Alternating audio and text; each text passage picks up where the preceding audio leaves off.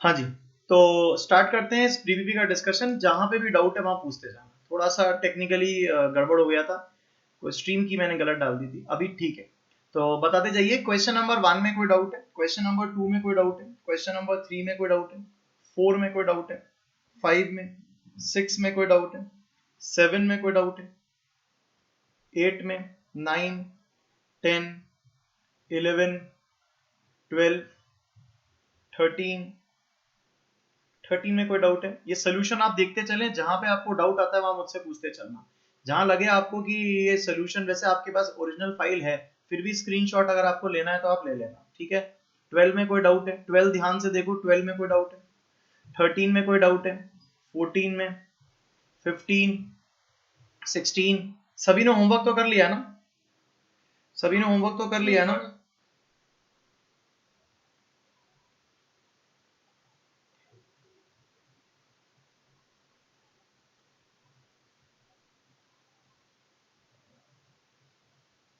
ठीक है। 18, 19 कोई डाउट, 20, 21 कोई डाउट, 21, 22, सर 21 पूछिए। 21 में पूछना है। 21 बेटा अमीडो ही होगा ना, अमाइड है तो अमाइड से ओ लगा देंगे तो अमीडो बन जाएगा, NH2 नेगेटिव, और ये मोनोडेंटेट लिगेंड है। क्या दिक्कत है? सर नाम में दिक्कत नहीं है, उसमें है कि ये बाइडेंटेट हो गया। बाइडेंटेट, एक नाइट्रोजन एटम बाइडेंटेट कैसे हो सकता है? एक ही पास लोन पेयर है, बाइडेंटेट कैसे हो सकता है?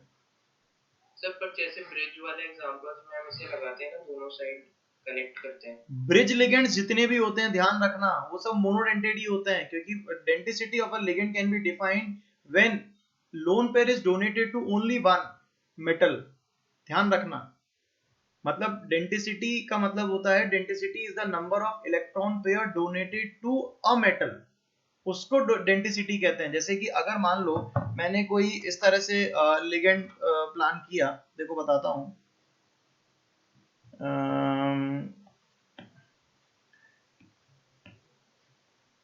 मान लेते हैं कि मैंने ये Cl माइनस ले लेता हूं, ये Cl माइनस है, दिख रही है स्क्रीन, और इधर भी मेटल है और इधर भी मेटल है, तो ये मोनोडेंटेट कहलाएगा, क्योंकि एक मेटल को उसने एक लोन पेयर दिया है, तो this is treated as monodentate, never be a bidentate ligand. ध्यान रखना, ये बाइडेंटेट लिगेंड नहीं होगा, ये मोनोडेंटेट लिगेंड ही होगा।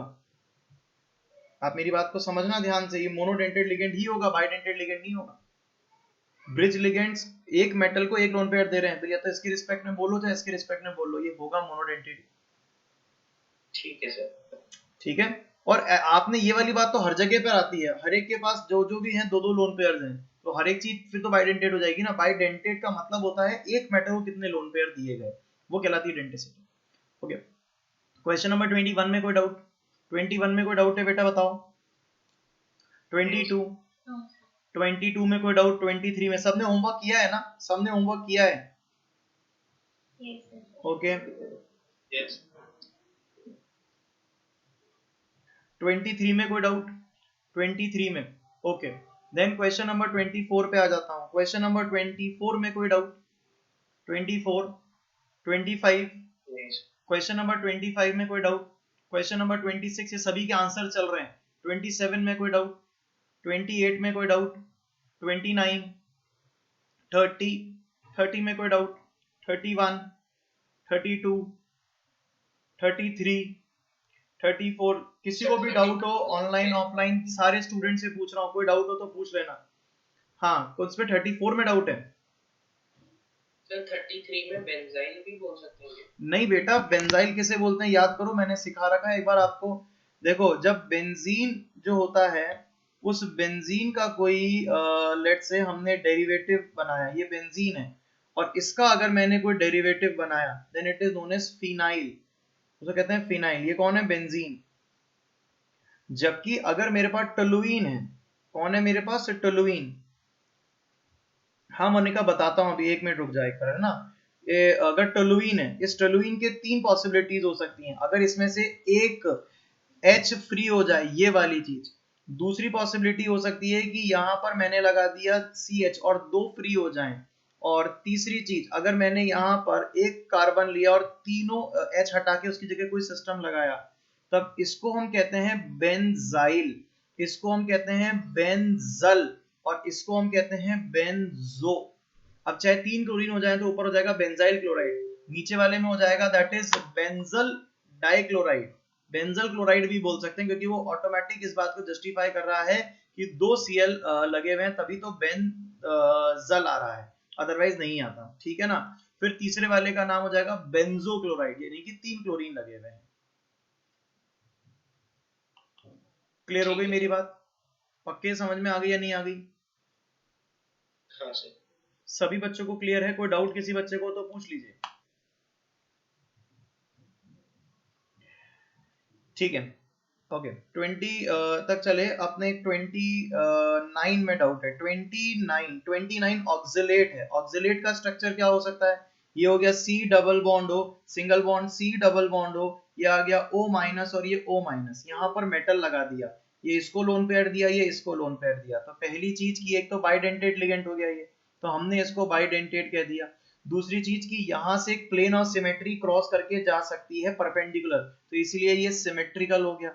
और मैंने आपको बताया था बाइडेंटेट बाइडेंटेट ही होता है, मोनोडेंटेट नहीं होता, तो इसीलिए ये बाइडेंटेट होगा। और सिर्फ बाइडेंटेट, आप इसको एम्बीडेंटेट या फ्लेक्सीडेंटेट ये दोनों ही नहीं बोल सकते। एम्बीडेंटेट बोलने का मतलब डोनर साइड बदलना, डोनर साइड आप बदल ही नहीं सकते, ऑक्सीजन के अलावा ऑप्शन ही नहीं है। फ्लेक्सीडेंटेट का मतलब डेंटिसिटी बदलना, ये बाइडेंटेट है तो बाइडेंटेट रहेगा, नेवर बी अ मोनोडेंटेट। तो 29 का जो आंसर होना चाहिए that means bidentate symmetrical, bidentate symmetrical, perfect है। देन क्वेश्चन नंबर 33 डाउट है। 33 मैंने अभी बता दिया, दैट इज फिनाइल। फिनाइल का मतलब हो गया जैसे कि ये वाला ग्रुप, इसके अंदर अगर अपन ने कार्बन पे एक लोन पेयर लगा दिया ये वाला, तो this is a donor side, ये डोनर साइड कहलाती है, ये मतलब नेगेटिवली चार्ज स्पीशीज है। जैसे कि बिल्कुल इसकी शक्ल है ना पिरिडीन से मिलती है, देखो पिरिडीन के पास भी यहाँ लोन पेयर है, वैसे यहाँ पर भी देखो मैं ऐसा करके दिखाता हूँ, यहाँ कार्बन बना देता हूँ ये देखो, यहाँ एक कार्बन बना देता हूँ और इसका लोन पेयर डोनेट करता हूँ, नेगेटिव चार्ज आएगा। H प्लस को हटा दिया मैंने, H प्लस को हटा दी, यहाँ पर एक नेगेटिव चार्ज आ जाएगा, तो ये हो जाएगा फिनाइल और ये हो जाएगा पिरिडीन, बिल्कुल सेम सेम शक्ल होती है दोनों की। बोलो मेरा बेटी, सभी बच्चों को क्लियर है? ऑनलाइन ऑफलाइन सबको क्लियर है? बहुत अच्छा, very good. Okay, next number पे चलते हैं। 30 में कोई डाउट? 31, 32, 33, 34। 34 जो है दैट इज कार्बन कंपाउंड। अगर कार्बन कंपाउंड में आप लोगों को कार्ब एनायन याद है, जब एक कार्बन पर 3 H लगते थे और एक लोन पेयर नेगेटिव चार्ज होता था, ये क्या डोनेट कर सकता है लोन पेयर? बिल्कुल डोनेट कर सकता है। वैसे ही कार्बन फैमिली का SN आ गया, SN पर 3 लोन पेयर लगा दिए, परफेक्ट है। एक 3 क्लोरीन लगा दिए, एक लोन पेयर लगा दिया, तो इसका नाम तो अपने पास मिथाइल कार्बेनायन था, इसका नाम क्या दिया? ट्राइक्लोरोस्टेनाइट। स्टेनाइट क्यों दिया? ऑक्सीडेशन स्टेट SN की निकालोगे तो लोअर आ रही है, +2 ऑक्सीडेशन स्टेट, अगर हायर होती +4 तो स्टेनेट बोल देते, अगर लोअर ऑक्सीडेशन स्टेट है तो स्टेनाइट बोल देंगे। तो इसका लिगेंड की तरह काम करता है ये, इसका नाम होता है ट्राइक्लोरोस्टेनाइट। इस लिगेंड का नाम क्या होता है? ट्राइक्लोरोस्टेनाइट। क्या सभी को क्लियर है? तो this is actually lower oxidation state है ना, ये लिगेंड का नाम है। ये आप वो मत सोचना कि मेटल के नाम पे आता है, तो सर आप तो आप कह रहे थे फेरेटी लगाना है, अर्जेंटेटी लगाना है, वो तो तब जो सेंट्रल मेटल एटम और आयन होता था किसी कॉम्प्लेक्स में, सेंट्रल मेटल एटम और आयन होता था तो उसके अंदर एक ही आता था, ये तो खुद लिगेंड है, तो लिगेंड का नाम तो लिगेंड के नाम से देना पड़ेगा। लोअर ऑक्सीडेशन स्टेट के लिए क्या काम में लेते हो आप? आइट काम में लेते हो। हायर ऑक्सीडेशन स्टेट के लिए क्या काम में लेते हो? एट। जैसे कि अगर एक बात बता, तू सल्फेट बोलेगा और सल्फाइड बोलेगा तो कैसे समझाऊंगा इस बात को? मैं वही तो बात अभी समझा रहा हूँ कि लोअर ऑक्सीडेशन स्टेट है तो आइट बोल दिया, जैसे वहां इसको सल्फाइड और इसको सल्फेट बोलते थे, वैसे यहाँ पर भी बोल दिया, ये भी लिगेंड ही तो थे, ये भी लिगेंड ही है। ठीक है, ठीक है ना? हाँ बेटा 33 समझाया, मोनिका आपने देखा नहीं, ये रहा 33 मैंने समझाया। 33 देखो, ये फिनाइल है, फिनाइल समझा दिया मैंने अभी, देखो तो सही, फिनाइल एज अ लिगेंड, यही तो है 33, समझाया ना अभी। ये देखो, ये 33, ये रहा C5H5 phenyl, monodentate ligand. Monalika, इसका नाम मोनिका नहीं है, मोनालिका है, मोनालिका दास। बोलो एक बार बताओ बेटा, ये देखो स्ट्रक्चर बनाया मैंने, ये फिनाइल कहलाता है। फिर किसी बच्चे ने कहा कि बेंजाइल हो सकता है क्या, तो मैंने बेंजाइल भी समझाया। ठीक है, चलिए वेरी गुड, बहुत अच्छी बात है, आगे चलते हैं। 34 भी हो गया है। 35 कोई डाउट? 36 में कोई डाउट? नहीं 37 में कोई डाउट? 38 में कोई डाउट? 39, 38 क्लियर होना चाहिए। 38 नाइट्रोसिल है, ये पॉजिटिव चार्ज नहीं है। अगर पॉजिटिव चार्ज होता तो किसको क्या कहते हैं? नाइट्रोसोनियम या नाइट्रोसीलियम के नाम से हम इसको जानते हैं। ठीक है, ओके। 39 में कोई डाउट? 39 डाई ऑक्सीजन इसका नाम है। बताओ अल्फाबेटिकल ऑर्डर जब देंगे तो क्या इसके डाई ऑक्सीजन के डी को देखेंगे या नहीं देखेंगे? सोच समझ के बोलना आंसर। क्या डाई ऑक्सी जो देखेंगे, because di oxygen is the part of the name. Di word is the part of the name, it is not multiplying prefix. ये मल्टीप्लाइंग प्रीफिक्स नहीं है, it is a part of the name. तो इसीलिए इसके D को alphabetical order के लिए हम कंसिडर करेंगे, ये डी कंसिडर किया जाएगा। आई बच्चा मेरी बात समझ में? ओके। उसके बाद अगला, जैसे ट्राइफ्लोरो ट्राइमिथाइल वाले में भी टी को कंसीडर करेंगे ना? किसमें? जैसे 34 में ट्राइफ्लोरोस्टेनाइड है। हाँ हाँ हाँ हाँ, ये नाम का पार्ट है तो उसको कंसिडर पक्का करेंगे। जो भी उसका नाम का पार्ट होता है वो उसको पक्का कंसिडर करते हैं। जैसे कि 42 में हुआ, 43 में हुआ, इन सभी के अंदर इसके टी को ही कंसिडर करेंगे, बिकॉज ये तो नाम है ना, उसका नाम का ही तो हिस्सा है ये। बहुत अच्छा। बताइए क्वेश्चन नंबर 40 में कोई डाउट? 41 में कोई डाउट? 42 में कोई डाउट? ये सारे होमवर्क मैंने आपको बहुत दिनों पहले दे दिया था और आप सभी से उम्मीद करी थी कि इस होमवर्क को कर लेना। मैंने डीपीपी भी आप लोगों को दे दी थी, तो हो जाना चाहिए था। 44 में कोई डाउट? 45 देखो, 45 जो है ना वो स्पेशल है, अगर याद हो जाए तो बहुत अच्छा, नहीं हो जाए तो कोई बात नहीं। एन डबल बॉन्ड एन, इधर भी लगाया एच और इधर भी लगाया एच, ये स्पेशल तरह का, इसका नाम डाइअजीन या डाइइमीन या डाइइमाइड होता है। ये नॉर्मली हमारे काम नहीं आता है, मुझे एक जगह मिल गया था तो मैंने डाल दिया, बिकॉज पहले बीच में वो चली थी, क्या कह सकते हैं, एक अलग तरह की रूटीन चला था। एग्जाम में मेंस के पेपर में स्पेसिफिकली बहुत वियर्ड से क्वेश्चन आ रहे थे, कहीं से भी उठाकर कोई क्वेश्चन दे रहा था। तो हम लोगों को बहुत कॉमन ऐसे क्वेश्चंस को ढूंढना था, ऐसे लिगेंड्स को ढूंढना था, जैसे मैं यहाँ पे बात करूँ तो, कि आपके एग्जाम में पूछे जाने के चांसेस हो, तब हमने इनको पकड़ा था। तो अभी रिसेंटली जो इस साल पेपर हुए हैं उन्होंने वियर्ड क्वेश्चन नहीं पूछे, उन्होंने टू द पॉइंट क्वेश्चन पूछे, परफेक्ट क्वेश्चन पूछे। तो we can have this with us, कोई दिक्कत नहीं है, एक बार एग्जांपल ले लिया तो कोई बात नहीं। बोलिए 46 में कोई डाउट? 46 47 देखो, 46 और 47 इस तरह के क्वेश्चंस में एक ही एम आ रहा है, ये ध्यान रखिएगा, एक ही एम आ रहा है स्पेलिंग में। 48 में कोई डाउट? 49 में कोई डाउट? ओके। 50 में कोई डाउट? 51? सर दो एम सिर्फ में आएंगे ना, जिसमें सिर्फ अमीन होता है? हाँ, जिसमें सिर्फ अमोनिया का अमीन होता है ना, उसी में आएंगे। ये हमने अभी अभी किया, ये देखो सिर्फ यहीं पर आएंगे 2M, और कहीं नहीं आएंगे।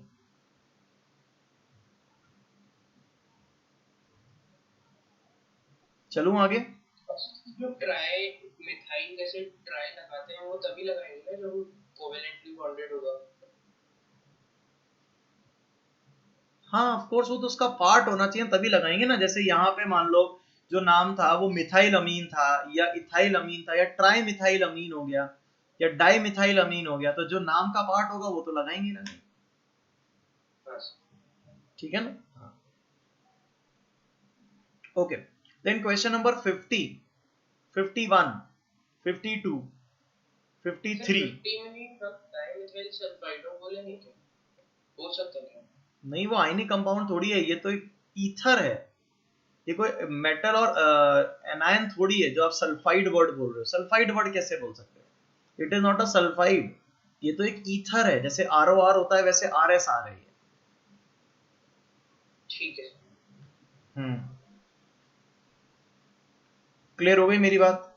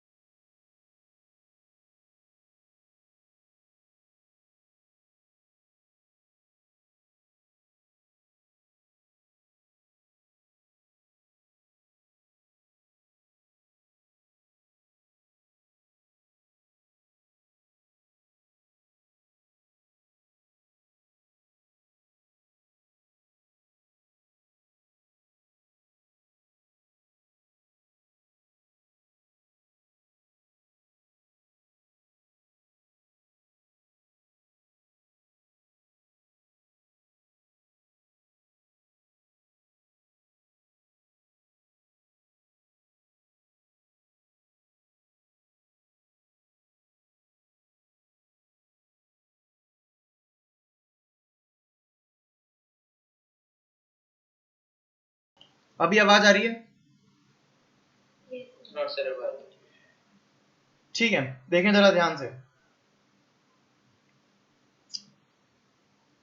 ओके, ये देखो जैसे 51 है, 51 के अंदर क्या हुआ, यहाँ पर सिंपली ऑक्सीजन है, यहाँ मिथाइल है और यहाँ मिथाइल है, और ये जो अपना लोन पेयर है ये मेटल को दे रहा है। अगर ये मेटल को दे रहा है अपना लोन पेयर, तो ये लिगेंड हो गया। और अगर ये लिगेंड है तो इस लिगेंड का नाम अगर हमसे कोई पूछा जाए तो कैसे बताएंगे? That is dimethyl ether. क्या नाम दे देंगे इसका? Dimethyl ether. डन। मेरी बात समझ में आ गई या नहीं आ गई? हो गया। Then question number 52। हो सकता है बच्चों को 53 में डाउट हो, इसलिए मैं 53 आगे होके बता देता हूँ, जरा ध्यान से देखना। अभी थोड़ी देर पहले मैंने ऑक्सिलेट पढ़ाया था, बिल्कुल ऑक्सिलेट का ही ये डेरिवेटिव है, ये ऑक्सिलेट था। अब इसकी जगह पर मैंने क्या किया, यहाँ पर double bond O, double bond O, यहाँ ले लिया सल्फर पे माइनस, सल्फर पे माइनस। अगर इसका नाम ऑक्सिलेट है, इसका नाम क्या है, ऑक्सिलेट है, तो इसका नाम क्या हो गया, थायो ऑक्सिलेट। अब प्लीज इस तरह की बात बिल्कुल मत करना, यहाँ से सिर्फ 2 सल्फर चेंज हुए तो डाइथायो ऑक्सिलेट कहेंगे क्या? नहीं, ऐसा नहीं होता, ये सब कॉमन नाम है। तो इसका मतलब ये है कि सल्फर लगाना, दोनों जगह लगाना। अब इसमें क्या क्या पॉसिबिलिटीज हो सकती हैं वो ध्यान से देखते जाओ।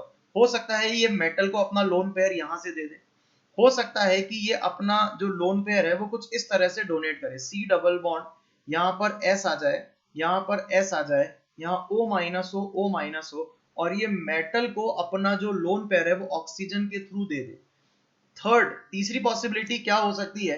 तीसरी पॉसिबिलिटी हो सकती है C single bond C, double bond S, double bond O, यहां पर आ जाए ओ माइनस और यहां आ जाए एस पर माइनस, और ये मेटल को अपना जो लोन पेयर है वो एक ऑक्सीजन और एक सल्फर से दे सके। लेकिन रहेगा एनी हाउ ये बाइडेंटेड लिगेंड ही, ये बाइडेंटेड ही रहेगा। अगर बाइडेंटेड लिगेंड ही रहेगा, पहली बात कि ये बाइडेंटेड लिगेंड ही रहेगा किसी भी फेज में। दूसरी चीज कि क्योंकि अपनी डोनर साइट बदल रहा है, तो it is an example of एम्बीडेंटेड, ये एम्बीडेंटेड नेचर का हो सकता है, लेकिन मोनोडेंटेड कभी नहीं हो सकता, इसका मतलब फ्लेक्सीडेंटेड नहीं होगा।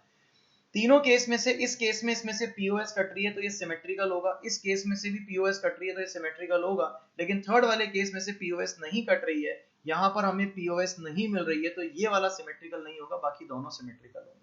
बोलो मेरा बेटू, क्या ये बात समझ में आ गई या नहीं आ गई? सर अगर इस कंपाउंड में हम 3 ऑक्सीजन और 1 सल्फर रखें तो उसका क्या नाम होगा? पता नहीं, पता नहीं, because it is not logical.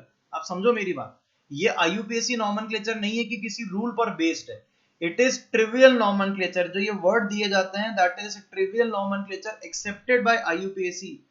कुछ नाम होते हैं जैसे कि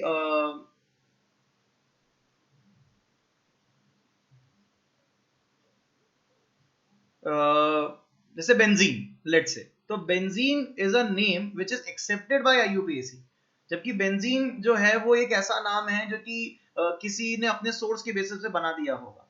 और मीथेन, तो मीथेन जो नाम है वो किसी ना किसी कारण से उधर दिया होगा, लेकिन कुछ ट्रिवियल नेम को चेंज कर दिया गया, जैसे फॉर्मिक एसिड, तो फॉर्मिका आंट से वो बना था, कोई चीटी के से वो निकलता था, तो वो फॉर्मिक वर्ड था, लेकिन आज की तारीख में हम उसको फॉर्मिक वर्ड से नहीं जानते। कॉमन नेम फॉर्मिक बोल सकते हैं, लेकिन आईयूपीएसी में हम उसको नहीं ले रहे हैं। आईयूपीएसी में हम उसको क्या कहेंगे, क्या बोलेंगे? एक कार्बन सिस्टम के लिए क्या बोलते हैं? अगर मैंने आपसे पूछा HCOH का नाम बताओ, तो HCOH का नाम क्या हो जाएगा? That is methanoic acid. क्या नाम बोलेंगे इसको?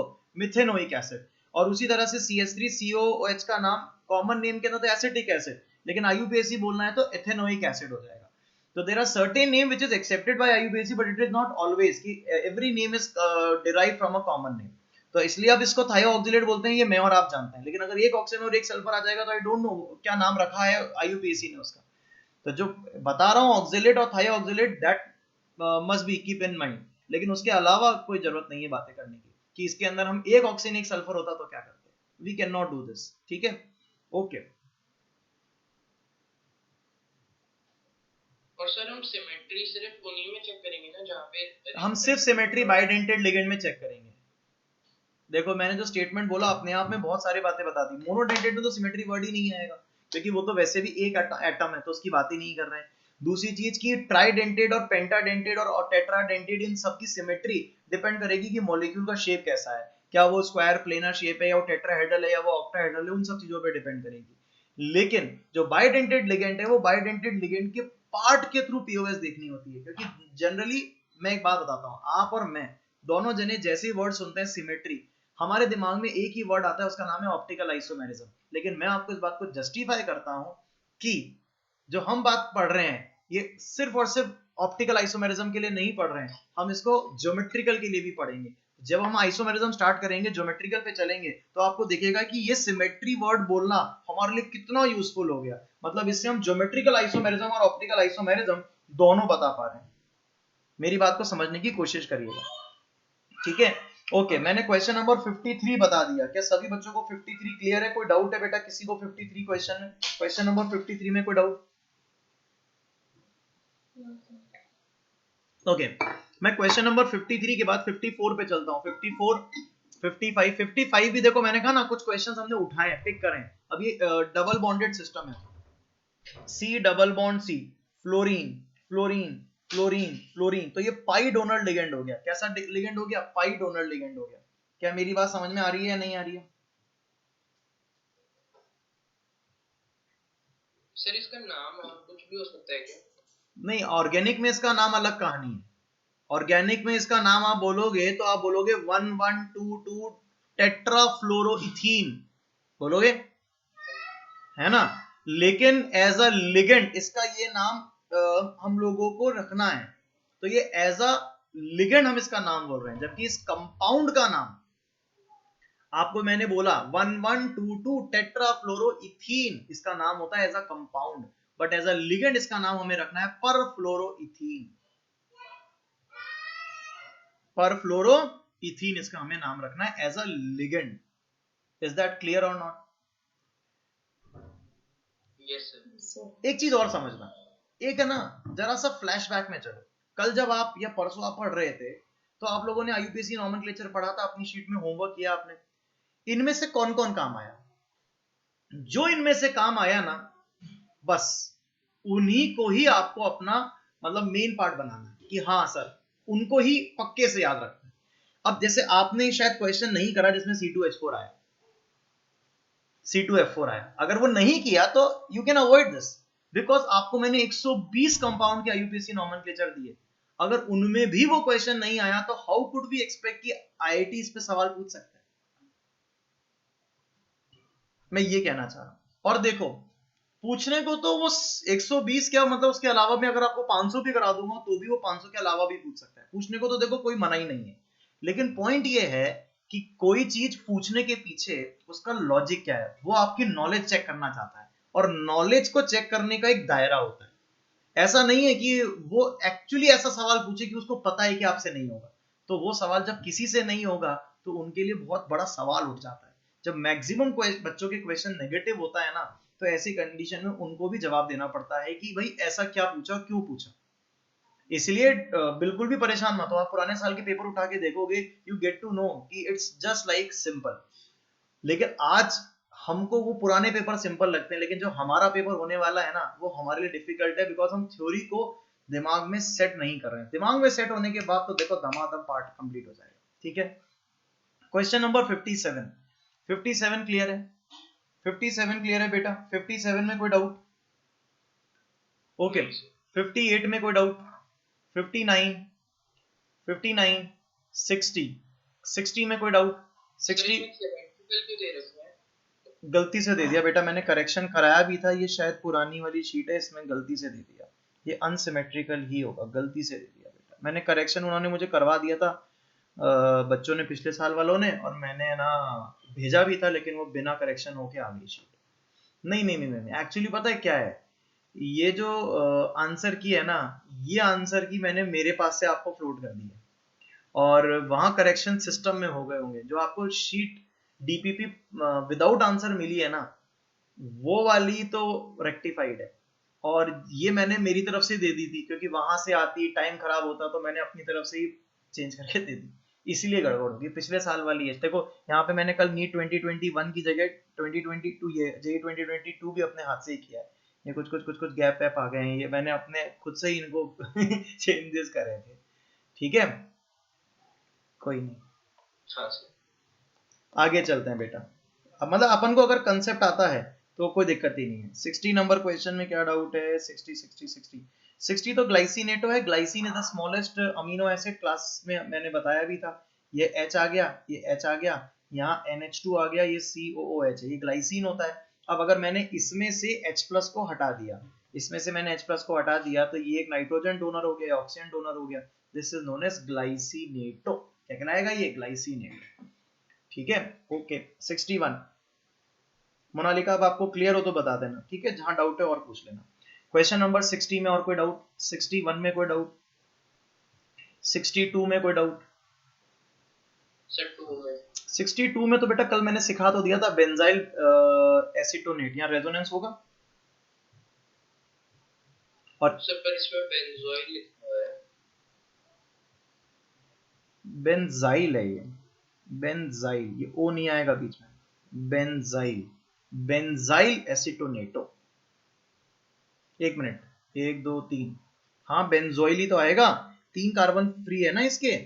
ये बेंजीन सिस्टम है, इसके ऊपर एक तो डबल बॉन्ड O है और एक पे कुछ और CH लगा हुआ है, तो तीनों जगह पर हाइड्रोजन की जगह कुछ और आ गया ना, तो बेंजोइल ही तो होगा। बेंजाइल कैसे होगा? हाँ, नहीं नहीं नहीं, बेंजो, और फिर क्योंकि ये एल्काइल सिस्टम की तरह बिहेव कर रहा है, ये एल्काइल है किसका? इस एसीटोन का, ये एसीटोन सिस्टम है, इस एसीटोन सिस्टम का एल्काइल ग्रुप हो गया ये। अगर एल्काइल ग्रुप हो गया तो क्या आगे वायल तो लगाना ही पड़ेगा। ठीक है सर। इसलिए पर बेंजो जो मैंने सिखाया वो बहुत जस्टिफाइड हो गया, यहाँ पे परफेक्ट हो गया बेंजो। ठीक है ना, बेंजाइल नहीं आएगा, बेंजो ही आएगा। शायद अपन ने क्लास नोट्स के अंदर अगर बेंजाइल लिखा हो तो उसको चेक कर लेना, अगर हो तो उसको भी बेंजो ही कर लेना। ठीक है, ओके। क्वेश्चन नंबर 62 हो गया है। 63 में कोई डाउट? 64 में कोई डाउट? एक बार बता दो बेटा देख, 63 जो है ना, वो यहाँ पर 1 और 2 नंबर का, पहले तो इस 1 नंबर पे PME2 लगा हुआ है, इसको क्या कहेंगे? डाइमिथाइल फॉस्फीन कहेंगे। ठीक है ना। अब ये डाइमिथाइल फॉस्फीन जो है ये 2 बार आ रहा है, तो इसके आगे बिस लगा दिया, तो 1 और 2 पोजीशन पर डाइमिथाइल फॉस्फीन लगे हुए हैं। कितने लगे हुए हैं? 2, तो नाम हो गया 1 2 बिस डाइमिथाइल फॉस्फिनो। ये इसका नाम दे दिया, फॉस्फीन को जगह इन्होंने क्या वर्ड बोला? फॉस्फिनो, और आगे इथेन तो बोलना ही था। 1 2 डाई की जगह उन्होंने बिस लगा दिया, 1 2 बिस डाई मिथाइल फॉस्फीन। ये बिस क्यों आया? क्योंकि डाई उस वर्ड में खुद में आ रहा है ना, ये डाई वर्ड यहाँ पर आ रहा था, तो डाई डाई तो नहीं बोल सकते थे, तो उन्होंने आगे क्या लगा दिया? बिस डाई मिथाइल फॉस्फीन। ठीक है। क्या 63 अब क्लियर हो गया? 63 अब क्लियर हो गया? ओके। 64 बताओ। ये तो अपन ने क्लास में कर लिया था, ब्यूटाइलिन डायमीन। ये देखो ब्यूटाइलिन की रिंग, ये वो बनी हुई है, 4 कार्बन की चेन, 4 कार्बन की चेन बनी हुई है, NH2 लगा हुआ है। हमने इसकी शक्ल कुछ ऐसी लिखी थी, याद करो। ये हो गया CH3, ये हो गया CH, ये हो गया CH, ये हो गया CH3, यहाँ आ गया NH2 और यहाँ आ गया NH2, ये आ गया मेटल और इसको इसने लोन पेयर दे दिया। अब क्योंकि ये 4 कार्बन का सिस्टम है, सो कॉल्ड ब्यूटाइलिन, और इस पे 2 अमीन लगे हुए हैं, सो कॉल्ड ब्यूटाइलिन डायअमीन। ये एक बाइडेंटेड लिगेंड हो गया। लेकिन एक अच्छी चीज है, क्या क्या इसमें कायरल सेंटर्स हैं क्या? हाँ, ये 2 कायरल सेंटर्स हैं, ये 2 कायरल सेंटर्स हैं इसके अंदर, 2 कायरल कार्बन है इसके अंदर। बोलो, क्या अब ये क्वेश्चन भी क्लियर हो गया? 64 यहाँ पर इसीलिए वर्ड दिया है आप लोगों को ऑप्टिकली ऐड करें। क्या बेटा? अगर हम 64 में CH3 ऐड करें तो क्या नाम होगा? CH3 कहाँ ऐड करना है सर? अगर कायरल वाले पे करें और जो कायरल नहीं है उस पे करें। नहीं, 5 कार्बन का तो पेंटाइल हो जाएगा, लेकिन उसमें फिर पोजीशन जस्टिफाई करनी पड़ जाएंगी। जैसे कि 5 कार्बन का हो गया, अब यहाँ आ गया NH2 और यहाँ आ गया NH2, तो यहाँ पर 1 2 डाई अमीनो लगा देंगे। मतलब फिर ऐसे नंबरिंग करके लिख सकते हैं? वो तो लिखना ही पड़ेगा ना, लेकिन अब तुम वापस से बात को गलत डायरेक्शन में ले जा रहे हो। मैं तुमको अंगद अभी अभी भी समझाया कि जो ये सवाल तुम मुझसे पूछ रहे हो, you are merging organic and inorganic, और यहाँ पर क्योंकि ये तुमको ऑर्गेनिक के बारे में पता है कि यहाँ पर हम ऐसा कर सकते हैं, तो तुमको लग रहा है कि सर वो हर चीज यहाँ पर लिया। पॉइंट बहुत सारे हैं। पॉइंट ये है कि क्या ऐसा लिगेंड आइडेंटिफाइड है, दूसरा क्या ऐसा लिगेंड कौन सा कॉम्प्लेक्स बना रहा है, तीसरा क्या IUPAC के रिकमेंडेशन इसके ऊपर क्या है। क्योंकि अगर मुझे बोलेगी दिस एक कंपाउंड दिया हुआ है और नेम इट, तो मैं इसको नाम दे दूंगा सिंपल, मैं इसको लिगेंड की तरह नाम क्यों देने लगा? मैं तुमसे ये कहना चाह रहा हूं। सर तो इसमें कहीं पे भी चाहे NH2 लगे हम उसे वही बोलेंगे पेंटाइल नहीं देना डायमीन। चाहिए ना, नहीं देना चाहिए। जैसे उसका नाम ब्यूटाइलिन डायमीन है वैसे उसका नाम पेंटाइलिन डायमीन बोलना चाहिए, लेकिन नंबरिंग करना जरूरी है तो पेंटाइलिन 2,3 डायमीन बोल देना चाहिए। जबकि ऐसा तो ब्यूटाइलिन में भी होना चाहिए था, ब्यूटाइलिन के अंदर भी तो क्या 2,3 भी हो सकता था, अल्फा जिसको अपन कह सकते हैं 2,3 भी हो सकता है जो अभी दिख रहा है, 1,2 भी हो सकता है, 1,4 भी हो सकता है, 3-4 पॉसिबिलिटीज हो गई, 3 पॉसिबिलिटीज हो गई। अब लेकिन 3 पॉसिबिलिटीज को उन्होंने एक ही एग्जाम्पल में ले रखा है, उन्होंने तो बी एन सिंबल दे दिया। बी एन सिंबल अगर कभी देखा जाए तो क्या बोलोगे? यही बोलोगे ब्यूटाइलिन डायमीन, और पास पास वाले कार्बन पे NH2 लगा देना, क्योंकि आपको लगता है तो क्या ये भी तो एक पॉसिबिलिटी हो सकती है, यहाँ पर NH2 और यहाँ NH2, और इनफैक्ट ये भी तो एक पॉसिबिलिटी हो सकती है। तो ऑर्गेनिक के हिसाब से आइसोमर्स बनाने जाओगे तो ये सारे बन सकते हैं, इवन 1-1 कार्बन पर भी हो सकती है, 2-2 पे भी हो सकती है, ऐसा भी पॉसिबल है। तो ये सब चीजें आइसोमर्स ऑफ ऑर्गेनिक है, लेकिन एज अ लिगेंड आपको अगर एक एग्जांपल दिया गया है तो दैट इज जस्टिफाइड कि वही काम में लेना है, उसके अलावा अगर आप काम में ले रहे हो तो सिर्फ समय खराब कर रहे हो। सर तो एग्जाम में कभी आए तो फिर हम बिना नंबरिंग के लिख कर आए। तो एक बात बता, लिखेगा कैसे? लिखेगा कैसे? सर मतलब जैसे ऑप्शंस में आए तो ऑप्शन के अंदर आएगा तो क्या आएगा? या तो पेंटाइलिन डायमीन आएगा या फिर नंबरिंग कर कर आएगा। तेरे को भी पता है ऑप्शन अच्छा कौन सा है। हाँ सर बस ठीक है सर। डिस्कशन का पार्ट ही खत्म हो गया। और तुम्हें लगता है बोर्ड्स में आ जाएगा, तो ये तुम्हारी बहुत बड़ी गलतफहमी है। बोर्ड्स में अगर ये आ जाए तो भी मैं गारंटी देता हूं ये नहीं आएगा, ब्यूटाइलिन डायमीन तक नहीं आएगा। तुम नॉर्मल की बात कर रहे हो। ठीक है सर। बस ओके, आगे चलते हैं। क्वेश्चन नंबर 58 हो गया है, 59 हो गया है, 60 हो गया है, 61 हो गया है, 62 हो गया है, 63 हो गया है, 64 हो गया है, 65 अब प्रोपाइलिन डायमीन है, इसमें भी 1-2 दिया हुआ है तो 1-3 भी तो हो सकता था। समझ रहे हो मेरी बात? हाँ लेकिन जो सर। दिया गया है हमको उसी को लेना है। इसका सिंबल आपको पता होना चाहिए, इसको कहेंगे PN, इसको कहेंगे BN, BN, ये बस आपको ये आना चाहिए। अब इसके ऊपर और डेरिवेटिव्स और पॉसिबिलिटीज सच में हो सकती हैं, लेकिन हमें नहीं देखनी है। हमें अगर ये बताया गया तो हमें बस यही ध्यान रखना है। और उल्टा अगर यही क्वेश्चन हमारे एज अ सिंपल यही कंपाउंड दे दिया गया, इसको लिगेंड बोला ही नहीं गया, उसका IUPAC नेम पूछा गया, तो हम तो लिख सकते हैं क्योंकि हमें तो ऑर्गेनिक आती है। इस हाँ सर। DMG-1 को मैंने बहुत डिटेल में डिस्कस करा है, डोंट थिंक इसमें किसी को डाउट है, और होना भी नहीं चाहिए। अगर किसी को डाउट है तो प्लीज आप लोग है ना अपना लेक्चर पूरा देखें। लेक्चर को देखेंगे तो यू गेट टू नो कि हम किस बारे में बात कर रहे हैं। क्वेश्चन नंबर 67 को बहुत डिटेल में डिस्कस करा है, EDTA4-। एक बार लेक्चर को जरूर देखें इस तरह के क्वेश्चंस को सॉल्व करने के लिए। 68 की स्पेशल चीज क्या है? क्या 68 नंबर क्वेश्चन में NO2 नेगेटिव का डेरिवेटिव है, एक ऑक्सीजन को हटा के सल्फर लगा दिया। मैंने क्लास के अंदर इसका एग्जांपल बखूबी इसी स्टाइल से लिया था। 3 डोनर साइट है, ऑक्सीजन सर डोनर ये साइट। 68 से 70 में एक चीज पूछनी है कि इसमें हम सिर्फ थायोनाइट्राइटो किसको बोलेंगे? ऑक्सीजन नॉर्मली जब नेगेटिवली चार्ज डोनर होता है, लेकिन अब एक्चुअली क्या होता है, ऑक्सीजन और सल्फर रेजोनेटिंग है, तो दोनों पर इक्वल प्रोबेबिलिटी है नेगेटिव आने की। तो सिर्फ थायोनाइट्राइटो बोलने के लिए तो एक संशय हो जाएगा कि ऑक्सीजन नेगेटिव होगा तो उसको भी थायोनाइट्राइटो बोल सकते हैं, और सल्फर नेगेटिव होगा तब भी थायोनाइट्राइटो बोल सकते हैं। लेकिन इसीलिए तो गड़बड़ है, तो इट्स बेटर टू मतलब आगे नाम लिखना जरूरी है, क्योंकि आयनिक बॉन्ड होगा अगर, क्योंकि थायोनाइट्राइटो वर्ड तभी काम में लोगे सिर्फ जब आयनिक बॉन्ड होगा, और आयोनिक बॉन्ड के केस के अंदर तो आपकी डायरेक्शन तो होती ही नहीं है, वो तो आयन होता है। तो इसलिए thionitrito when it is treated as a ion, but when it is treated like a ligand, तो इट्स बेटर टू कि आप वहां पे थायोनाइट्राइटो N बोले, S बोले, O बोले, ताकि जस्टिफाइड रहे कि ऑक्सीजन लोन पेयर दे रहा है या सल्फर लोन पेयर दे रहा है या नाइट्रोजन लोन पेयर दे रहा है, बिकॉज तब वो आयनिक नहीं रहा ना, वो कोवलेंट हो गया। तो सिर्फ थायोनाइट्राइटो आयन का नाम हो सकता है लेकिन लिगेंड का नाम नहीं हो सकता, सिर्फ थायोनाइट्राइटो।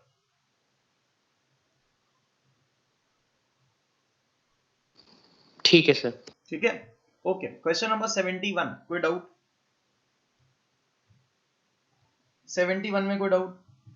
72 में नहीं कोई सर। डाउट? 73 में कोई डाउट? मुझे लगता है बाकी सब तो सर होमवर्क ही एक चीज करके नहीं आए। है सर, डेंटिसिटी पाई डोनर वालों में क्यों नहीं लिख रखे है हमने? मैंने आपको बताया नहीं क्या क्लास के अंदर? दिखाऊं आपको नोट्स पुराने?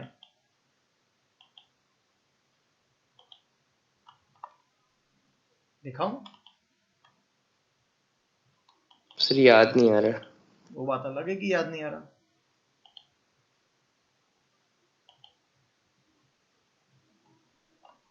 चलिए कोई बात नहीं, दोबारा भी पढ़ सकते हैं।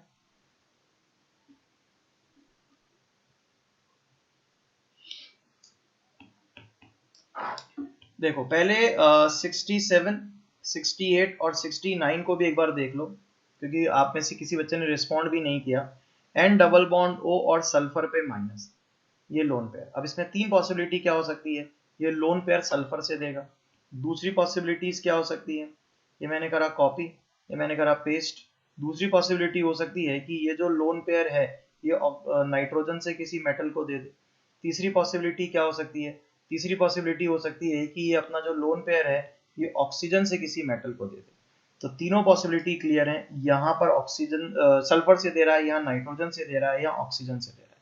रेजोनेंस कर रहा है तो यहाँ मत बोलना कि सर डबल बॉन्ड ऑक्सीजन है ऐसे कैसे हो गया। तो डबल बॉन्ड ऑक्सीजन नहीं है, वो रेजोनेंस कर रहा है तो वो पार्शियल नेगेटिव चार्ज है। यहाँ पर इसका नाम आ जाएगा तो NO2 का नाम क्या होता है? नाइट्राइट होता है। क्या होता है नाम? नाइट्राइट। नाइट्राइट। अब ये NO2 में से ऑक्सीजन से हटाकर सल्फर लगा दे तो थायोनाइट्राइट हो गया। तो इसको अपन कह देंगे थायोनाइट्राइट, और ई की जगह लगाते हैं ओ, तो थायोनाइट्राइटो ओ। यहाँ पर कौन आ गया? सल्फर। यहाँ क्या नाम हो जाएगा? थायोनाइट्राइटो। यहाँ कौन हो जाएगा? नाइट्रोजन। और यहाँ नाम हो जाएगा थायोनाइट्राइटो, थायोनाइट्राइटो ऑक्सीजन। ये तीन नाम हो जाएंगे। That's very simple. ठीक है।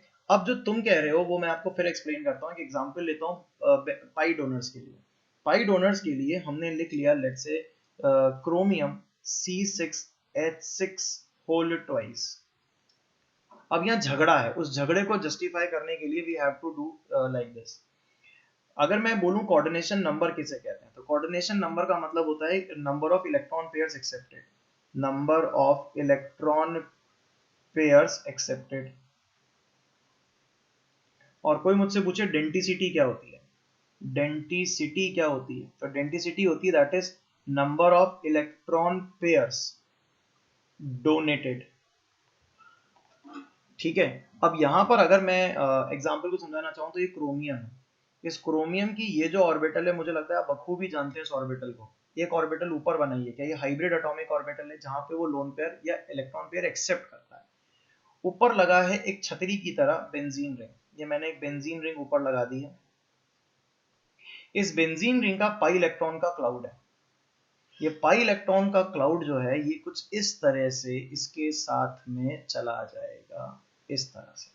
कहना क्या चाह रहा हूं मैं कि ये बाई इलेक्ट्रॉन जो क्लाउड है वो सिर्फ बेंजीन का हिस्सेदारी नहीं है, उस पाई इलेक्ट्रॉन क्लाउड की हिस्सेदारी क्रोमियम के अट्रैक्शन में भी है। तो देयर आर टू इलेक्ट्रॉन का क्लाउड जो कि हम एक बार में दिखा सकते हैं। अदरवाइज हम सारा इलेक्ट्रॉन क्लाउड तो नहीं दिखा सकते हैं 6 का 6, हम 2 दिखा सकते हैं। ऑन द अदर हैंड यहाँ पर एक नीचे भी बेंजीन रिंग है, नीचे भी बेंजीन रिंग है, उसमें इलेक्ट्रॉन घूम रहा है, लेकिन जब ये इसको देगा तो कुछ इस तरह से इलेक्ट्रॉन क्लाउड दे देगा इसको। यहाँ पर भी हम 2 इलेक्ट्रॉन दिखा सकते हैं। अब मेरा पहला सवाल क्रोमियम से है। क्रोमियम से मैंने पूछा बेटा तूने कितने इलेक्ट्रॉन लिए? तो बोलता है सर क्या बात कर रहे हो सर, बिल्कुल सिंपल सी बात है, मेरे पास 2 ऑर्बिटल है। आप भी जानते हो एक ऑर्बिटल में 2 इलेक्ट्रॉन आते हैं, तो मैंने ऊपर वाली बेंजीन से भी 2 ही लिए थे, नीचे वाली बेंजीन से भी 2 ही लिए थे। तो मैंने तो सर 2 ही पेयर लिए। मैंने कहा अच्छा, इसका मतलब तेरा कोऑर्डिनेशन नंबर को मैं 2 बोल दूं। बोला बोल सकते हो सर आप, आगे सुनना ध्यान से। अब यही सवाल मैंने बेंजीन से पूछा।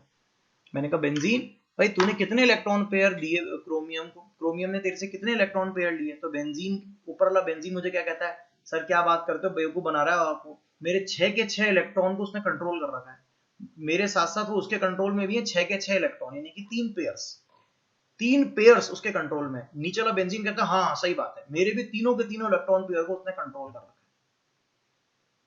तो मैंने जब बेंजीन की बात सुनी तो उन्होंने उसके हिसाब से मुझे कोऑर्डिनेशन नंबर 3 पेयर ऊपर से 3 पेयर नीचे से, दैट इज 6 पेयर्स क्रोमियम ने पकड़ रखे।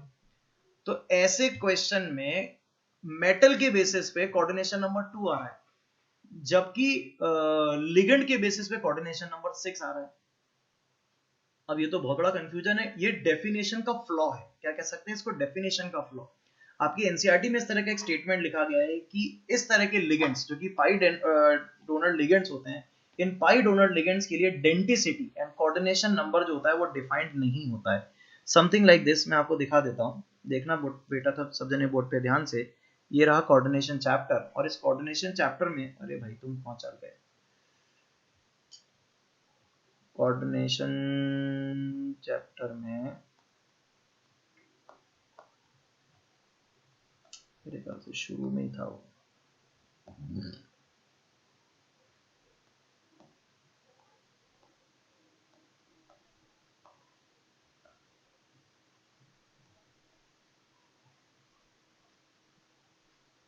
देखो यहाँ पर एक स्टेटमेंट आपकी एनसीईआरटी में लिखा है, स्टेटमेंट को पढ़ देते हैं, कहता है it is important to note here that coordination number of central metal atom or ion is determined only by the number of sigma bond formed by the ligand with the central metal atom or ion। कहता है आगे जो बात मैं पढ़ाना चाह रहा था, pi bond if formed between the ligand and the central metal atom or ion are not counted for this purpose। इसलिए ना तो कोऑर्डिनेशन नंबर डिफाइंड होगा, ना क्या डिफाइंड होगा, डेंटिसिटी डिफाइंड होगा। बोल अंगद, क्या मेरी बात समझ में आई है नहीं अंगद? हाँ सर, अभी क्लियर होगी सारी बात, प्रॉपर्ली क्लियर होगी। तो ऐसी कंडीशन में ये जो कोऑर्डिनेशन नंबर है, ना तो हम बोल सकते हैं 2 है, और ना ही कोऑर्डिनेशन नंबर 6 बोल सकते हैं, और ना ही इसकी डेंसिटी डिफाइन कर सकते हैं, बिकॉज यहाँ पर कितने इलेक्ट्रॉन दिए जा रहे हैं, कितने लिए जा रहे हैं, इसके ऊपर एक नंबर नहीं बोला जा सकता। ये हमें पक्का क्लियर देखो समझ में आ रहा है कंसेप्चुअली कि क्रोमियम ने 6 के 6 इलेक्ट्रॉन क्लाउड को अपने कब्जे में ले रखा है, यानी कि उसको कंट्रोल कर रहा है। बट एक ऑर्बिटल के बेसिस पे देखा जाए तो 2 इलेक्ट्रॉन लिखे जा सकते हैं। तो कंसेप्चुअली हम उस बात को बोल नहीं पा रहे, फील तो कर पा रहे हैं, एक्सप्रेस नहीं कर पा रहे, और coordination number is just expression, तो वो एक्सप्रेस नहीं कर पा रहे हैं तो हम बोलेंगे नॉट डिफाइंड। ठीक है, लेकिन फिर भी जैसे कि यहाँ पे जहां लफड़ा नहीं है, जैसे कि जिससे सॉल्व करके आज हम देखने वाले हैं, आज ही की क्लास में देखेंगे, यहाँ पर 3 Cl लगे हुए हैं और यहाँ इथीन लगा हुआ है। ये जो इथीन है ये भी अपना इलेक्ट्रॉन क्लाउड दे रहा है। तो अब मैं बोलूंगा पीटी तूने कितने लिए, तो बोला 2 2 2 और 2, टोटल मैंने 4 पेयर्स लिए। बोला ठीक है। क्लोरीन को तूने कितने दिए, बोला 1 पेयर दिया। इस क्लोरीन से तूने कितने पेयर दिए, 1 पेयर दिया। भाई तुमने कितने दिए, 1 पेयर दिया। इथीन तुमने कितने पेयर दिए, 1 पेयर दिया। तो यहाँ पर लिगेंड ने भी जितने पेयर्स दिए और मेटल ने जितने पेयर लिए वो जस्टिफाइड है। तो बहुत सारी जगह पर प्लैटिनम का इसके लिए कोऑर्डिनेशन नंबर 4 लिखते हैं, that is not incorrect, perfect सही है, क्योंकि यहां पर जस्टिफाइड है। पर यहां बिल्कुल भी मत कहना कि सर एनसीईआरटी में तो बोला था जहां पाई हो रहा हो, पाई दिया जा रहा हो, वहां पर जस्टिफाइड नहीं है। एनसीईआरटी एक जनरल बात कह रही है, जबकि इसके लिए कोऑर्डिनेशन नंबर इसलिए डिफाइंड है बिकॉज झगड़े की बात ही नहीं है। इथीन कह रहा है मैंने 2 दिए, पीटी कह रहा है मैंने भी 2 ही लिए, तो गलत कहां है? तो यहाँ कोऑर्डिनेशन नंबर 4 डिफाइंड है। तो भैया एक क्लोरीन, एक क्लोरीन, एक क्लोरीन और एक इथीन, 4 लिए, 4 पेयर लिए, लिगेंड्स ने एक पेयर दिया, आंसर 4। कोऑर्डिनेशन नंबर 4 यहाँ डिफाइंड है। हाइब्रिडाइजेशन DsP2 इसके बेसिस पे हम बता देते हैं, क्लियर है। लेकिन यहाँ पर हमने जो ये बात कह रहे हैं क्रोमियम वाले केस के अंदर या फिर इसी तरह के कुछ एग्जांपल्स के अंदर, कभी भी जब पाई डोनर लिगेंड्स एक से ज्यादा लिगेंड को छोड़ो, एक से ज्यादा पाई इलेक्ट्रॉन क्लाउड मतलब एक पेयर के अलावा ज्यादा पेयर्स अगर इन्वॉल्व है, coordination number and density are not defined. Coordination number और डेंसिटी दोनों ही डिफाइंड नहीं। चलिए आगे बढ़ते हैं नेक्स्ट नंबर पे। क्वेश्चन नंबर 74 में कोई डाउट, 75 में कोई डाउट, 76 में कोई डाउट, 77 में कोई डाउट, 78 76 में क्या डाउट है? बिल्कुल बेंजीन का भाई है, क्या दिक्कत है इसमें? पाई इलेक्ट्रॉन डोनर है। सर नेम में नहीं आ रहा था। बोराजीन बोलते हैं ना इसको, B3N3H6 को। इनऑर्गेनिक बेंजीन थोड़ी बोलेगा। ठीक, उसका जो नाम है वही बोल रहे हैं अपन ने, कोई स्पेशल नाम भी नहीं लिखा इसका।